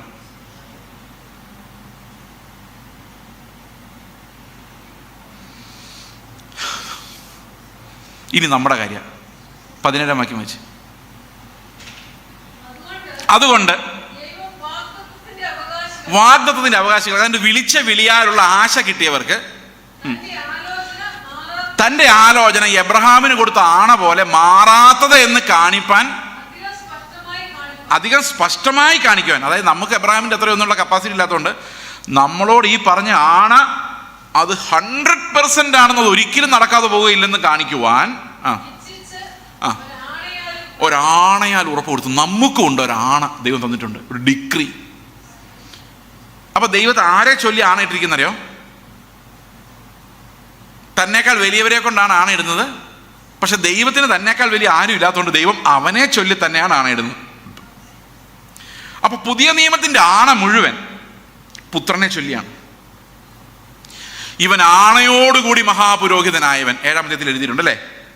7:23, 24 വായിച്ചു നോക്കി, അവിടെ എഴുതിയിട്ടുണ്ട്. എന്താ എബ്രായർ? ഇവൻ എന്നേക്കും ഇരിക്കുന്നത് കൊണ്ട് 22 മറ്റുള്ളവർ ആണയോട് കൂടി അല്ല പുരോഹിതന്മാരെ, എന്നാൽ ഇവൻ ആണ കൂടാതെ അല്ല. അപ്പം ഈ ആണ എവിടെ ഇരിക്കുന്നത്? യേശു ക്രിസ്തുവിൻ്റെ മഹാപൗരോഹിത്യത്തിലാണ്. ഇനി നമ്മൾ 18-ാം വാക്യം അധികം സ്പഷ്ടമായി കാണിപ്പാൻ ഒരു ആണയാലും ഉറപ്പ് കൊടുത്തു. എന്താണ് ഈ ആണ എന്ന് നമ്മൾ നോക്കാൻ പോകുന്നത്. ഇതൊരു ശക്തിയുള്ള പ്രബോധനമാണ്. ഞാൻ നേരത്തെ പറഞ്ഞ പോലെ ഒരു ഡിഗ്രിയാണ്. 18-ാം വാക്യം, അങ്ങനെ നമ്മുടെ മുൻപിൽ വെച്ചിട്ടുള്ള പ്രത്യാശ പിടിച്ചുകൊള്ളുവാൻ. അപ്പൊ ദൈവം നമുക്ക് നൽകുന്ന പ്രത്യാശ ഇപ്പൊ ഞാൻ നിങ്ങളുടെ മുമ്പിൽ വെച്ചിട്ടുണ്ട് അല്ലേ? ഇത്ര നേരം എന്താ ഞാൻ നിങ്ങളുടെ മുമ്പിൽ വെച്ചത്? ഇത് പിടിക്കണം. ഇനി പിടിക്കാൻ എൻ്റെ അടുത്തുണ്ടോ? കാര്യമില്ല. ആരുടെ അടുത്ത് പോകണം? കർത്താവിൻ്റെ അടുത്ത് പോകണം. ഈ പ്രത്യാശ പിടിച്ചുകൊള്ളുവാൻ ശരണത്തിനായി ഓടി വന്ന നാം മാറിപ്പോകാത്തതും ദൈവത്തിന് ഭോഷ്ക് പറയാൻ കഴിയാത്തതുമായ 2 കാര്യങ്ങളാൽ ശക്തിയുള്ള പ്രബോധനം പ്രാപിക്കുവാൻ ഇടവരുന്നു. അപ്പൊ നമ്മൾ കർത്താവിൻ്റെ അടുത്തേക്ക് കർത്താവേ എന്നെ രക്ഷിക്കണേ, ഞാൻ നിന്റെ പുത്രൻ എനിക്കായി മരിച്ചെന്ന് വിശ്വസിക്കുന്നു എന്ന് ഞാൻ പറയുമ്പം കർത്താവ് നമുക്ക് തരുന്ന ഒരാണയാണ്, തൻ്റെ ഏകജാതനായ പുത്രനിൽ വിശ്വസിക്കുന്ന ഒരുത്തനും നശിച്ചു പോവുകയില്ല. കിട്ടിയോ? ആണ കിട്ടിയോ? ഇവിടെ 2 കാര്യങ്ങളുണ്ടെന്നാണ് പറഞ്ഞേക്കുന്നത് അല്ലേ? മാറിപ്പോകാത്തതും ദൈവത്തിന് ഭോഷ്ക് പറയാൻ കഴിയാത്തതുമായ 2 കാര്യങ്ങളാൽ ശക്തിയുള്ള പ്രബോധനം പ്രാപിക്കാനിട വരുന്നു. അപ്പം ഭയങ്കര ശക്തിയുള്ള ഡിഗ്രിയാണ്. ഞാൻ നേരത്തെ പറഞ്ഞ പോലെ ആണ എന്ന് പറഞ്ഞാൽ ആണ ഇടുന്നു എന്നുള്ളതല്ല, ദൈവത്തിൻ്റെ ഒരു ഡിഗ്രിയാണ്. ദൈവം പറയുന്ന ഒരു ഓർഡർ. അടുത്തത് ആ പ്രത്യാശ. ഏത് പ്രത്യാശ? ഈ ദൈവത്തിന് മുമ്പ് ചെന്ന് ദൈവത്തിൻ്റെ ആണയാൽ കിട്ടുന്ന പ്രത്യാശ നമ്മുടെ ആത്മാവിന് ഒരു നങ്കൂരം തന്നെ. ഈ നങ്കൂരം കണ്ടിട്ടുണ്ടോ? നങ്കൂരം എന്ന് പറഞ്ഞാൽ എന്താണെന്ന് അറിയാമല്ലോ അല്ലേ? ഒരു കപ്പൽ നിൽക്കാൻ വേണ്ടി ഇടുന്ന അയൺ റോപ്പ് ഇങ്ങനെ കറങ്ങി ഭയങ്കര സ്പീഡിൽ അത് പോകുന്നു. ഭയങ്കര ഹെവി അത്. ഞാൻ ആദ്യമൊക്കെ വിചാരിച്ചു ചുമ്മാ ഒരു കാരണത്തെ ഒരു കൊളുത്തുന്നതാണ്. അതങ്ങനെയൊന്നുമല്ല. വലിയ കപ്പൽ നിൽക്കണമെങ്കിൽ ഭയങ്കര സ്ട്രെങ്ത് ഉള്ള ഒരു അയൺ റോഡ് ഇങ്ങനെ കറങ്ങി പോകുന്നതാണ്. വലിയ വടം അന്നൊക്കെ ഉപയോഗിച്ചുകൊണ്ടിരുന്നത് പണ്ട് കാലത്ത്. ഇത് നേരെ പോയി താഴെ എവിടെയെങ്കിലും പാറയിൽ ഉടക്കണം. അത് ആ നങ്കൂരമാണ് ആ കപ്പലിനെ മുഴുവൻ നിർത്തുന്നത്. ഓക്കെ ആണോ? നങ്കൂരത്തിന് എത്ര ഹുക്കുണ്ട്? പെട്ടെന്ന് പറഞ്ഞു. 2 ഉള്ളൂ. ഇങ്ങനെ ഒരു തൃശ്ശൂലം കമത്തിയിട്ടിരിക്കുന്നവരല്ലേ അത് വരുന്നേ? അല്ല, തൃശ്ശൂലം പോലെ 2 ഹുക്ക് അല്ലേ? അപ്പോൾ 2 ഹുക്ക് വേണം. ഏതിനാ? നങ്കൂരത്തിന്. അത് 2 കാര്യങ്ങളുണ്ട് അല്ലേ? ഈ നങ്കൂരത്തിന് എന്തുണ്ട്? ഉറപ്പ് ലഭിക്കുന്ന 2 കാര്യങ്ങളുണ്ട്. മാറ്റം വരാത്തതും ദൈവത്തിന് ഭോഷ്ക് പറയാൻ കഴിയാത്തതുമായ 2 കാര്യങ്ങളുള്ള 2 ഹുക്കുകളുള്ളൊരു നങ്കൂരം പോലെയാണ് നമ്മുടെ പ്രത്യാശ. ഇത്ര മനസ്സിലായോ? ഈ 2 ഹുക്കുകൾ എന്താന്ന് നമുക്ക് നോക്കാം. അടുത്ത വാക്യം. ഏത്? ഈ പ്രത്യാശ. ഈ പ്രത്യാശ നിശ്ചയവും സ്ഥിരവും തിരശീലക്കകത്തേക്ക് കടക്കുന്നു. അപ്പൊ ഈ എന്താ? തിരശീലക്കകത്തേക്കാണ് എന്ത് പോകുന്നത്? നമ്മുടെ പ്രത്യാശ പോകുന്നത്. തിരശീല എന്ന് പറഞ്ഞാൽ ഇപ്പുറത്തുള്ളത് നമുക്ക് കാണാം, അപ്പുറത്തുള്ളത് കാണാൻ പറ്റില്ല. അപ്പൊ കാണാത്ത കാര്യങ്ങളല്ലേ? പ്രത്യാശ എവിടെ പോയേക്കുന്നത്? ഇതിൻ്റെ നങ്കൂരം എവിടെ ഹുക്ക് അയക്കുന്നത്? തിരശ്ശീലയ്ക്ക് അപ്പുറത്താണ്. ഈ തിരശ്ശീലയ്ക്ക് അപ്പുറത്ത് എവിടെ ഹുക്ക് അയക്കുന്നത്? 2 കാര്യങ്ങൾ എന്തോ? അടുത്ത വാക്യം. അവിടേക്ക് യേശു മൽക്കീസദേക്കിന്റെ ക്രമപ്രകാരം എന്നേക്കും മഹാപുരോഹിതനായി മുൻപ് കൂട്ടി നമുക്ക് വേണ്ടി പ്രവേശിച്ചിരിക്കുന്നു. അപ്പൊ അവിടെ ഈ ഹുക്ക് ആരുടെ അടുത്തേക്കാണ് ചെന്നേക്കുന്നത്? ഈ ഹുക്ക് യേശു ക്രിസ്തുവിന്റെ മഹാപൗരോഹിത്യത്തിലേക്കാണ് ഈ ഹുക്ക് ചെന്ന് മുട്ടിയേക്കുന്നത്. ഇത്ര മനസ്സിലായോ? ഇനി എന്താണ് ഈ ഹുക്ക് എന്ന് നമുക്ക് നോക്കാം. ഒരു മഹാപുരോഹിതന്റെ ശുശ്രൂഷയിലുള്ള 2 പ്രധാനപ്പെട്ട കാര്യങ്ങളുണ്ട്. എന്തൊക്കെയാണ്?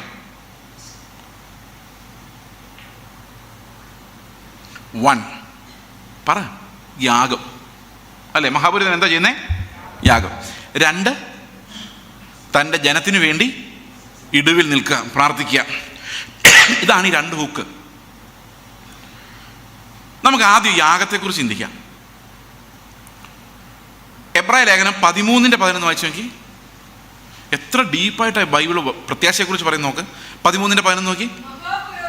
മഹാപുരോഹിതൻ പാപപരിഹാരമായി വിശുദ്ധ മന്ദിരത്തിലേക്ക് കൊണ്ടുപോകുന്ന മൃഗങ്ങളുടെ ഉടൽ പാളയത്തിന് പുറത്ത് വെച്ച് ചുട്ടുകളയുന്നു. അടുത്ത വാക്യം. അങ്ങനെ യേശുവും തൻ്റെ സ്വന്തം രക്തത്താൽ തൻ്റെ ജനത്തെ വിശദീകരിക്കേണ്ടതിന് നഗരവാതിലിന് പുറത്ത് വെച്ച്. ഓക്കെ, അപ്പോൾ 2 യാഗങ്ങളൊന്ന് കമ്പയർ ചെയ്ത് നോക്കി. മൃഗത്തിൻ്റെ ഉടൽ പാളയത്തിന് പുറത്തും രക്തം വിശുദ്ധ മന്ദിരത്തിലുമാണ് അർപ്പിക്കപ്പെടുന്നത് അല്ലേ? 2 സ്ഥലത്താണ്. ശരീരം കത്തിപ്പോകുന്നിടത്തല്ല രക്തം അർപ്പിക്കുന്നത്. രക്തം അർപ്പിക്കുന്നത് ദേവാലയത്തിനകത്തും കത്തിപ്പോകുന്നത് പാളയത്തിന് പുറത്തുമാണ്. അപ്പോൾ യേശു നഗരവാതിലിന് വെളിയിൽ കഷ്ടം അനുഭവിക്കുമ്പോൾ യേശുവിൻ്റെ രക്തം എവിടെ അർപ്പിച്ചത്? വിശുദ്ധ മന്ദിരത്തിൽ. ഏത് വിശുദ്ധ മന്ദിരത്തിലാണ്? അത് യെരുശലേമിൽ കാണുന്ന ആ വിശുദ്ധ മന്ദിരത്തിലായിരുന്നില്ല. അത് 9-ാം അധ്യായത്തിൻ്റെ 11-ാം വാക്യത്തിൽ പറയുന്നു, ക്രിസ്തുവോ വരുവാനുള്ള നന്മകളുടെ മഹാപുരോഹിതനായി വന്നിട്ട് കൈപ്പണി അല്ലാത്തതായി, എന്ന് വെച്ചാൽ ഈ സൃഷ്ടിയിൽ ഉൾപ്പെടാത്തതായി വലിപ്പവും തികവുമുള്ളൊരു കൂടാരത്തിൽ കൂടി ആട്ടുകൊറ്റന്മാരുടെയും പശുക്കിടാങ്ങളുടെ രക്തത്താലല്ല, സ്വന്തം രക്തത്താൽ തന്നെ ഒരിക്കലായി പ്രവേശിച്ച് എന്നേക്കുമായുള്ള വീണ്ടെടുപ്പ് സാധിപ്പിച്ചിരിക്കും. അപ്പം ഈ രക്തം എവിടെ അർപ്പിച്ചിരിക്കുന്നത്? തിരശീലയ്ക്ക് അപ്പുറത്ത് നമുക്ക് കാണാൻ പറ്റാത്ത വേറൊരു, ഈ സൃഷ്ടിയുടെ ഭാഗമല്ലാത്ത ഒരു വിശുദ്ധ മന്ദിരത്തിലാണ് രക്തം അർപ്പിക്കപ്പെട്ടിരിക്കുന്നത്. അതിൻ്റെ പ്രത്യേകത എന്താണ്? അത് നിശ്ചയവും സ്ഥിരവുമാണ്. അപ്പോൾ എപ്പോൾ നോക്കിയാലും ഈ ടൈം പോകുന്ന ടൈമിനകത്തുള്ള ഈ ഭൂമിയിലല്ല രക്തം അർപ്പിക്കപ്പെട്ടിരിക്കുന്നത്. സമയം എന്ന് പറയുന്നൊരു സാധനമേ ഇല്ലാത്ത നിത്യതയിലാണ് ആ രക്തം നമുക്ക് അർപ്പിക്കപ്പെട്ടിരിക്കുന്നത്. എന്ന് പറഞ്ഞാൽ ലോകസ്ഥാപനം മുതൽ അറുക്കപ്പെടുന്ന ദൈവത്തിൻ്റെ കുഞ്ഞാട്, ഇത് എപ്പോഴും പ്രസൻറ്റൻസ് ആണ്. എന്ന് പറഞ്ഞാൽ ഏത് സമയത്തും നമുക്ക് ആ രക്തം നമുക്കായി ഗുണകരമായി സംസാരിച്ചു കൊണ്ടേയിരിക്കുന്നു. നിങ്ങൾ എത്ര കർത്താവിനോട് ദൂരെ പോയാലും ഇന്ന് മടങ്ങി വന്ന് നേരെ നോക്കിയാൽ ആ രക്തം നിങ്ങൾക്കായി അർപ്പിക്കപ്പെട്ടുകൊണ്ടിരിക്കുകയാണ്.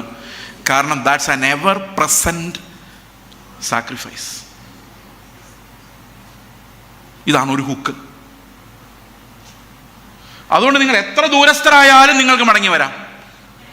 നിങ്ങൾക്ക് അതിനകത്തൊരു ദുർമനസാക്ഷിയുടെ ആവശ്യമില്ല. അത് എബ്രായർ 10:19 നിങ്ങൾ വീട്ടിൽ പോയി വായിച്ചാൽ മതി. അവിടെ എഴുതിയിട്ടുണ്ട്, ദുർമനസാക്ഷി നീങ്ങുമാറ് ഹൃദയത്തിൽ തളിക്കപ്പെട്ടവരും ശുദ്ധവെള്ളത്താൽ ശരീരം കഴുകപ്പെട്ടവരുമായി വിശ്വാസത്തിൻ്റെ പൂർണ്ണ നിശ്ചയം പൂണ്ട്. അടുത്ത വാക്യം എന്താ? പ്രത്യാശയുടെ സ്വീകാരം മുറുകെ പിടിച്ചുകൊള്ളുക. അപ്പോൾ ഈ ദുർമനസാക്ഷി എന്ന് പറഞ്ഞാൽ എന്നറിയോ? ഞാൻ പോയി, എന്നെ ഇനി കർത്താവ് തള്ളിക്കളഞ്ഞ് കാണും, ഇത്രയൊക്കെ ഞാൻ ദൂരെ പോയില്ല, ഇനി കർത്താവ് എന്നെ മൈൻഡ് ചെയ്യില്ല, വിട്ടു എന്നും പറഞ്ഞ് യൂദാ പോയ വഴിക്ക് പോകാതെ പത്രോസ് വന്ന വഴിക്ക് വരണം. എന്ന് പറഞ്ഞാൽ അപ്പോൾ നമുക്കായി ഗുണകരമായി സംസാരിക്കുന്ന യേശുവിൻ്റെ രക്തം ഇപ്പോഴും അത് അവിടെ ഫ്രഷാണ്. അത് ഉണങ്ങിപ്പോകുന്നില്ല, ഇല്ലാതാകുന്നില്ല. എല്ലാ സമയത്തും നമുക്ക് വേണ്ടി ഗുണകരമായി സംസാരിക്കുന്നത് കൊണ്ട് ആ രക്തത്തിൻ്റെ അടുക്കൽ നമുക്ക് അവൻ്റെ രക്തം സകല പാപവും പോക്കി ഏത് സമയത്തും നമ്മെ ശുദ്ധീകരിക്കാൻ പറ്റുന്ന നിയമരക്തം ഒരിക്കലായി അർപ്പിക്കപ്പെട്ടിരിക്കുന്നു. സാർ ഓക്കെ, ഇതാണ് ഒരു ഹുക്ക്. ആ ഹുക്ക് പിടുത്തം കിട്ടിയോ? നിങ്ങൾ എത്ര ദൂരസ്ഥരെന്ന് വിചാരിച്ചാലും നിങ്ങളും ക്രിസ്തുവുമായുള്ള അകലം ഒരു ചെറിയ കാർഡ്ബോർഡ് മതിൽ പോലുള്ളൂ. ഒന്ന് തട്ടിക്കളഞ്ഞ അപ്പുറത്ത് ഈ രക്തത്തിൻ്റെ അർപ്പണമാണ് നമ്മൾ കാണുന്നത്. നമ്മുടെ പാപങ്ങൾ അവിടെ കഴുകപ്പെട്ടുകൊണ്ടിരിക്കുന്നു. ഇത് പിന്മാറ്റക്കാർക്കെല്ലാം മടങ്ങി വരാൻ വേണ്ടിയുള്ള കോളിംഗ് ആണ്. You don't have to go farther away. ഞങ്ങൾ ദൂരസ്ഥരെന്ന് ചിന്തിക്കേണ്ട കാര്യമില്ല. വിശുദ്ധ മന്ദിരത്തിലേക്കുള്ള പ്രവേശനം, കൃപാസനത്തിലേക്കുള്ള പ്രവേശനം എല്ലാ സമയത്തും നമുക്ക് തുറന്നിരിക്കും. നിങ്ങൾ എന്ത് ബലഹീനതയുള്ളവരായാലും നിങ്ങൾക്ക് അവൻ്റെ അടുക്കൽ രോഗസൗഖ്യവും പാപമോചനവും ഉണ്ട് എന്ന് ദൈവത്തിൻ്റെ വചനം നമ്മളെ പഠിപ്പിക്കുന്നു. ഒരു ഹുക്കിൽ പിടുത്തം കിട്ടിയെങ്കിൽ രണ്ടാമത്തെ ഹുക്കും കൂടെ പറഞ്ഞത് അവസാനിപ്പിക്കാം. രണ്ടാമത്തേത് 7:25 വായിക്കാം. എബ്രായ ലേഖനം 7:25. അതുകൊണ്ട് താൻ മുഖാന്തരമായി ദൈവത്തോടെടുക്കുന്നവർക്ക് വേണ്ടി പക്ഷപാതം ചെയ്യുവാൻ സദാ ജീവിക്കുന്നവനാകിയാൽ അവരെ പൂർണ്ണമായും രക്ഷിപ്പാൻ അവൻ. അപ്പം എല്ലാ സമയത്തും സ്വർഗത്തിൽ ആര് നമുക്ക് വേണ്ടി എഴുന്നേറ്റ് നിൽക്കുന്നുണ്ട്? നേരത്തെ കുറെ മധ്യസ്ഥന്മാരുടെ പേരൊക്കെ ഞാൻ പറഞ്ഞില്ലേ, മരിച്ചുപോയവരുടെയും ജീവനുള്ളവരുടെയൊക്കെ. അവരൊന്നും പ്രാർത്ഥിച്ചാലും ദൈവം കേൾക്കില്ല. പക്ഷെ ഈ മഹാപുരോഹിതൻ പ്രാർത്ഥിച്ചാൽ കർത്താവ് കേൾക്കും. ഇപ്പോഴും കർത്താവ് പിതാവിൻ്റെ അടുത്ത് എഴുന്നേറ്റെന്ന് പറയുന്നുണ്ട്, ചെയ്സ് നഷ്ടപ്പെടരുത്, അവനെ ഇവിടെ എത്തിക്കണം, ഞാൻ അവന് വേണ്ടിയാണ് മരിച്ചത്. അത് തുടർച്ചയാകും. അപ്പം പിതാവ് അത് കേൾക്കുവോ ഇല്ലയോ? രണ്ടാമത്തെ ഹുക്കിൽ പിടുത്തം കിട്ടുന്നുണ്ടോ? എന്താണ്? അവൻ നമുക്ക് എന്നേക്കുമായ ഒരു മധ്യസ്ഥനായിരിക്കുന്നു. അവൻ്റെ നിയമരക്തത്താൽ ആരെല്ലാം കർത്താവിൻ്റെ അടുത്തേക്ക് വന്നോ അവരെ പൂർണ്ണമായി രക്ഷിക്കുവാൻ അവൻ നമുക്ക് മധ്യസ്ഥനായി എപ്പോഴും പിതാവിനും നമുക്ക് ഇടയിൽ നിൽക്കുന്നു. രണ്ട് ഹുക്കിലും പിടുത്തം കിട്ടിയോ? ഇനി ഒരു ചോദ്യം കൂടെ ഉണ്ട്. അങ്ങനെയാണെങ്കിൽ ലോകത്തിൽ എല്ലാവരും രക്ഷപ്പെടേണ്ടതല്ലേ? നമ്മൾ കുറേ പേരല്ലേ രക്ഷപ്പെടുന്നുള്ളൂ. അതെന്താ പാസ്റ്റർ? അതിൻ്റെ ഉത്തരം നമ്മളൊരു പറഞ്ഞുകൊണ്ട് ഇത് അവസാനിപ്പിക്കുക. ഓക്കെ, 8:30 ഇനി നിങ്ങളെ ഞരങ്ങിപ്പിക്കുന്നില്ല. യേശു ക്രിസ്തു ആർക്കൊക്കെ വേണ്ടിയാണ് പ്രാർത്ഥിച്ചത്? നമുക്ക് മനുഷ്യൻ്റെ ഫിലോസഫി എല്ലാം വിട്ടിട്ട് ദൈവത്തിൻ്റെ വചനത്തിലേക്ക് നോക്കാം. മഹാപുരോഹിത പ്രാർത്ഥന. നമുക്കെല്ലാം പ്രാർത്ഥിക്കുമ്പോൾ ഒരു ലിസ്റ്റ് ഉണ്ടല്ലോ. അതുപോലെ യേശു ക്രിസ്തു പിതാവിനോട് പ്രാർത്ഥിക്കുമ്പോൾ ഒരു ലിസ്റ്റ് കർത്താവിൻ്റെ അടുത്തുണ്ടായിരുന്നു. ആ ലിസ്റ്റ് നമുക്കൊന്ന് നോക്കിയാലോ? ഇതിനകത്ത് നിങ്ങളുടെ പേരുണ്ടോന്ന് മാത്രം നോക്കാവുള്ളൂ, വേറെ ആരുടെയും പേര് കാണാൻ പറ്റത്തില്ല. ഓക്കെ, ഒരു ലോങ് ലിസ്റ്റാണ്. അത് നമുക്ക് നോക്കാം. കർത്താവ് ആർക്കൊക്കെ വേണ്ടിയാണ് പ്രാർത്ഥിക്കുന്നത്? ഇതിനകത്ത് ലിസ്റ്റ് നിങ്ങളുടെ പേരുണ്ടെങ്കിൽ നിങ്ങൾ സമ്മതിക്കുമോ? അതുകൊണ്ട് ഭയങ്കര പ്രത്യാശയുള്ളവരായിട്ട് വീട്ടിലോട്ട് പോകത്തില്ലേ? യോഹന്നാന്റെ സുവിശേഷം 17-ാം അധ്യായത്തിന്റെ 9-ാം വാക്യം. ഞാൻ അവർക്ക് വേണ്ടി, ഇത് മഹാപുരോഹിത പ്രാർത്ഥനയാണ്, ഞാൻ അവർക്ക് വേണ്ടി അപേക്ഷിക്കുന്നു, ലോകത്തിന് വേണ്ടിയല്ല. നീ എനിക്ക് തന്നിട്ടുള്ളവർ നിനക്കുള്ളവരായതുകൊണ്ട്. അപ്പം അതിനകത്ത് ശിഷ്യന്മാർ 11 പേരുടെ പേര് കിട്ടി. അവർ 11 പേര് അതിനകത്തുണ്ടായിരുന്നു. ഞാനുണ്ടായിരുന്നു അതിനകത്ത്? ഇല്ല. ഈ ലിസ്റ്റിൽ ഞാനില്ല. ഈ ലിസ്റ്റിലെ 11 ശിഷ്യന്മാർ മാത്രമേ ഉള്ളൂ. ഇനി ആ ലിസ്റ്റിൽ ബാക്കിയുള്ളവരുടെ പേര് ഞാൻ ഒറ്റയടിക്ക് വായിക്കാം. നിങ്ങളുടെ പേരുണ്ടോ എന്ന് നോക്കിയോണേ. നിങ്ങളുടെ പേരുണ്ടോ കണ്ടാൽ നിങ്ങൾ കൈ ഉയർത്തുന്ന സ്തോത്രം പറഞ്ഞേക്ക്. ഓക്കെ, 20-ാം വാക്യം. ഇവർക്ക് വേണ്ടി മാത്രമല്ല, ഇവരുടെ വചനത്താൽ, അതായത് അപ്പോസ്തലന്മാരുടെ വചനത്താൽ എന്നിൽ വിശ്വസിക്കാനിരിക്കുന്നവർക്ക് വേണ്ടിയും കൂടെ ഞാൻ അപേക്ഷിക്കുന്നു. അപ്പോൾ 2000 വർഷങ്ങൾക്ക് മുമ്പ് കർത്താവ് മുട്ടുകുത്തി രക്തം വിയർപ്പാക്കി പറഞ്ഞ ചേസ് നഷ്ടപ്പെട്ടു പോകരുത്, അവൻ അവിടെ കാണണം. ഈ മധ്യസ്ഥത ഇന്നും തുടരുകയാണ് നമുക്ക് വേണ്ടി. എത്ര പേര് സ്വർഗത്തിൽ പോകും കർത്താവ് ഇന്ന് വന്നാൽ? പോകുമോ? ഈ പ്രത്യാശ നിങ്ങളിൽ ഉണ്ടാക്കുക എന്നുള്ളതല്ലാതെ എനിക്ക് വേറൊരു ഉദ്ദേശവും ഇല്ല. If you are full of hope, you are full of faith. ഈ വിശ്വാസത്തിൻ്റെ ഉറപ്പ് നിങ്ങൾ കിട്ടുമ്പോഴാണ് മരിക്കാൻ നമുക്ക് പേടിയില്ല. കാരണം അടുത്ത മോമെന്റിൽ we are sure that we will be with God. പക്ഷെ നമുക്ക് ആ ഒരു ഉറപ്പില്ലെങ്കിൽ ഒരു മിഷണറി ഉണ്ടാവില്ല. ഈ മിഷണറി പോയ പിള്ളേർക്കെല്ലാം ഭയങ്കര ഉറപ്പ്, അവിടെ എന്ത് സംഭവിച്ചാലും നമ്മൾ കർത്താവിൻ്റെ സന്നിധിയിൽ കാണും. അങ്ങനെ വിശ്വസിക്കുന്നവർക്ക് മാത്രമേ കർത്താവിന് വേണ്ടി മരിക്കാൻ തയ്യാറാവുകയുള്ളൂ. ആ നീതി അങ്ങനെ വരുന്നത്. നീതി എങ്ങനെ വരുന്നത്? ഒരാൾ എന്നോട് പറയാണ്, ചേസേ, മോശ വന്ന് എന്നോട് പറയാം, ചേസേ, ഒരു കരണത്തടിച്ചാൽ മറ്റേ കരണം കാണിച്ചു കൊടുക്കണമെന്ന് പറയുന്നത് അത് ദുഷ്ടന്മാരോടാണ്. ഒരു പല്ലിന് പകരം പല്ല, കണ്ണിന് പകരം കണ്ണെന്ന് പറയുന്നത് ദുഷ്ടന്മാരുടെ. കാരണം ഒരു പല്ല് പോയി ഇവൻ പോയി 32 പല്ല് ഇളക്കും. ഇസ്രായേൽ കാണുന്നില്ല ചെയ്യുന്നത്. ഹമാസുകാർ ഒരു പല്ല് ഇളക്കുമ്പോൾ അവന്മാർ പോയി 32 പല്ല് ഇളക്കും. അതവരുടെ സ്വഭാവമാണ്. അപ്പം അങ്ങനെയുള്ള ആൾക്കാരോട് കർത്താവ് പറഞ്ഞു, ഒരു പല്ല് ഇളക്കിയാൽ നീയും പോയി ഒരു പല്ല് ഇളക്കിക്കോ. അത് ദുഷ്ടന്മാർക്കുള്ളതാ, നിനക്കുള്ളതല്ല. നിനക്കുള്ളത് കരണത്തടിച്ചാൽ മറ്റേ കരണവും. അപ്പം ഞാൻ മോശയോട് ചോദിക്കും, മോശേ, അയാൾ ജിമ്മാണ്, ഞാൻ വെറും തടിയനാന്ന് മാത്രമേ ഉള്ളൂ. ഒറ്റയടിക്ക് എൻ്റെ തലയിൽ നിന്ന് മൂക്കിൽ നിന്നാണ് ബ്ലഡ് വരുന്നത്. അടുത്ത അടിക്ക് ഞാൻ തട്ടിപ്പോയാൽ എനിക്ക് എന്ത് കിട്ടും? ഇപ്പം മോശ പറയും, ദേശത്ത് നിന്നെ മാനിക്കാം, നിന്റെ ആടുമാടുകൾ അനുഗ്രഹിക്കും. ഞാൻ ചത്തുപോയിട്ട് എൻ്റെ ആടുമാടുകൾ അനുഗ്രഹിച്ചിട്ട് എന്ത് കാര്യം? അപ്പം പഴയ നിയമത്തിലെ അനുഗ്രഹങ്ങളെല്ലാം നമുക്ക് കിട്ടണമെങ്കിൽ നമുക്ക് കുറേ നാൾ ജീവിച്ചിരിക്കണം, മരിക്കാമെന്ന് പറ്റത്തില്ല. അപ്പോൾ ഒരാൾ കർണക്കുറ്റികൾ അടിച്ചാൽ നമ്മൾ തിരിച്ചടിക്കണം, അല്ലെ ഓടണം. അല്ലാതെ മരിച്ചോട്ടെ എന്ന് പറഞ്ഞ് നിൽക്കാൻ പറ്റില്ല. കാരണം നിന്നാൽ ഈ വാഗ്ദത്തങ്ങൾ സെപ്റ്റംബറിൽ നടക്കാനുള്ള വിടുതലെല്ലാം ബാക്കിയാണ്. കർത്താവ് എന്നോട് പറഞ്ഞു, മോനെ, ഒരു കരണം തരിച്ചാൽ മറ്റേ കരണം കാണിച്ചു കൊടുക്കണം. ഞാൻ പറഞ്ഞു, ചത്തുപോയാൽ നീ എൻ്റെ കൂടെ പറുദീസായിലിരിക്കും. മതി, നിൻ്റെ കൂടെ ഇരിക്കുമെങ്കിൽ. അപ്പോൾ നീതിയിലേക്ക് പോകണമെങ്കിൽ നമുക്ക് എന്ത് വേണം? ഈ പ്രത്യാശ ഉണ്ടെങ്കിലേ ഈ പുതിയ നിയമത്തിൻ്റെ നീതിയിലേക്ക് നമുക്ക് നോക്കാൻ പോലും പറ്റുള്ളൂ. അതാണ് hope comes first, and by that hope and faith, the assurance of hope, അതാണ് ഫെയ്ത്ത്. ഈ പ്രത്യാശയുടെ ഉറപ്പിനെയാണ് നമ്മൾ വിശ്വാസം എന്ന് പറയുന്നത്. ഈ വിശ്വാസം എന്ന പാലത്തിലൂടെയാണ് നമ്മൾ ഓടി കർത്താവിൻ്റെ അടുത്തേക്ക് ചെല്ലുന്നത്. അത് നമ്മുടെ ഉള്ളിൽ ദൈവം അവൻ്റെ ആണയാൽ സൃഷ്ടിച്ച പാലമാണ്. എങ്ങനെ ആ പാലം നമ്മുടെ ഉള്ളിൽ ഉണ്ടായത്? ഈ ഫെയ്ത്ത് നമുക്കുണ്ടായത് ബിക്കോസ് ഓഫ് ഗോഡ്സ് ഡിക്രി. കർത്താവ് പറയാണ്, ഞാൻ നിന്നെ രക്ഷിക്കാമെന്ന് അവൻ്റെ വാഗ്ദത്തം, വിശ്വസിക്കുന്നവർക്ക് എല്ലാവർക്കും ലഭിക്കുന്ന വാഗ്ദത്തം. ദൈവം നിങ്ങൾ അനുഗ്രഹിക്കുമാറായിട്ട് നമുക്ക് പ്രാർത്ഥിക്കാം. ഞങ്ങളുടെ സ്വർഗ്ഗസ്ഥ പിതാവേ, അങ്ങയുടെ പുത്രൻ ഞങ്ങൾക്ക് തന്ന പുത്രനിലൂടെ ഞങ്ങൾക്ക് തന്ന വാഗ്ദത്തങ്ങൾക്കായി സ്തോത്രം. കർത്താവ്, പ്രത്യാശയുടെ സ്വീകാരം അവസാന നിമിഷം വരെ മുറുകെ പിടിക്കുവാൻ കർത്താവ്, അത് ഞങ്ങൾ അങ്ങയുടെ നീതിയും അങ്ങയുടെ വിശുദ്ധിയും അങ്ങയുടെ തേജസ്സും അനുഭവിച്ച് അങ്ങയോടൊപ്പം ഇരിക്കുന്നത് വരെയും കർത്താവ്, പ്രത്യാശ ഞങ്ങളെ നടത്തുമാറാകണമേ. കർത്താവെ, അതിൽ ഉറപ്പ് ഞങ്ങൾക്ക് നൽകണമേ. ഈ കേൾക്കുന്ന ഓരോ മനുഷ്യരുടെയും ഉള്ളിൽ കർത്താവെ, അങ്ങയുടെ വാഗ്ദത്തം, അങ്ങയുടെ ഡിഗ്രി, അങ്ങയുടെ ആണ വിശ്വാസമായി മാറണമെന്നടിയിൽ അങ്ങോട്ട് പ്രാർത്ഥിക്കുന്നു. കർത്താവ് യേശുക്രിസ്തുവിൻ്റെ നാമത്തിൽ തന്നെ, ആമേൻ.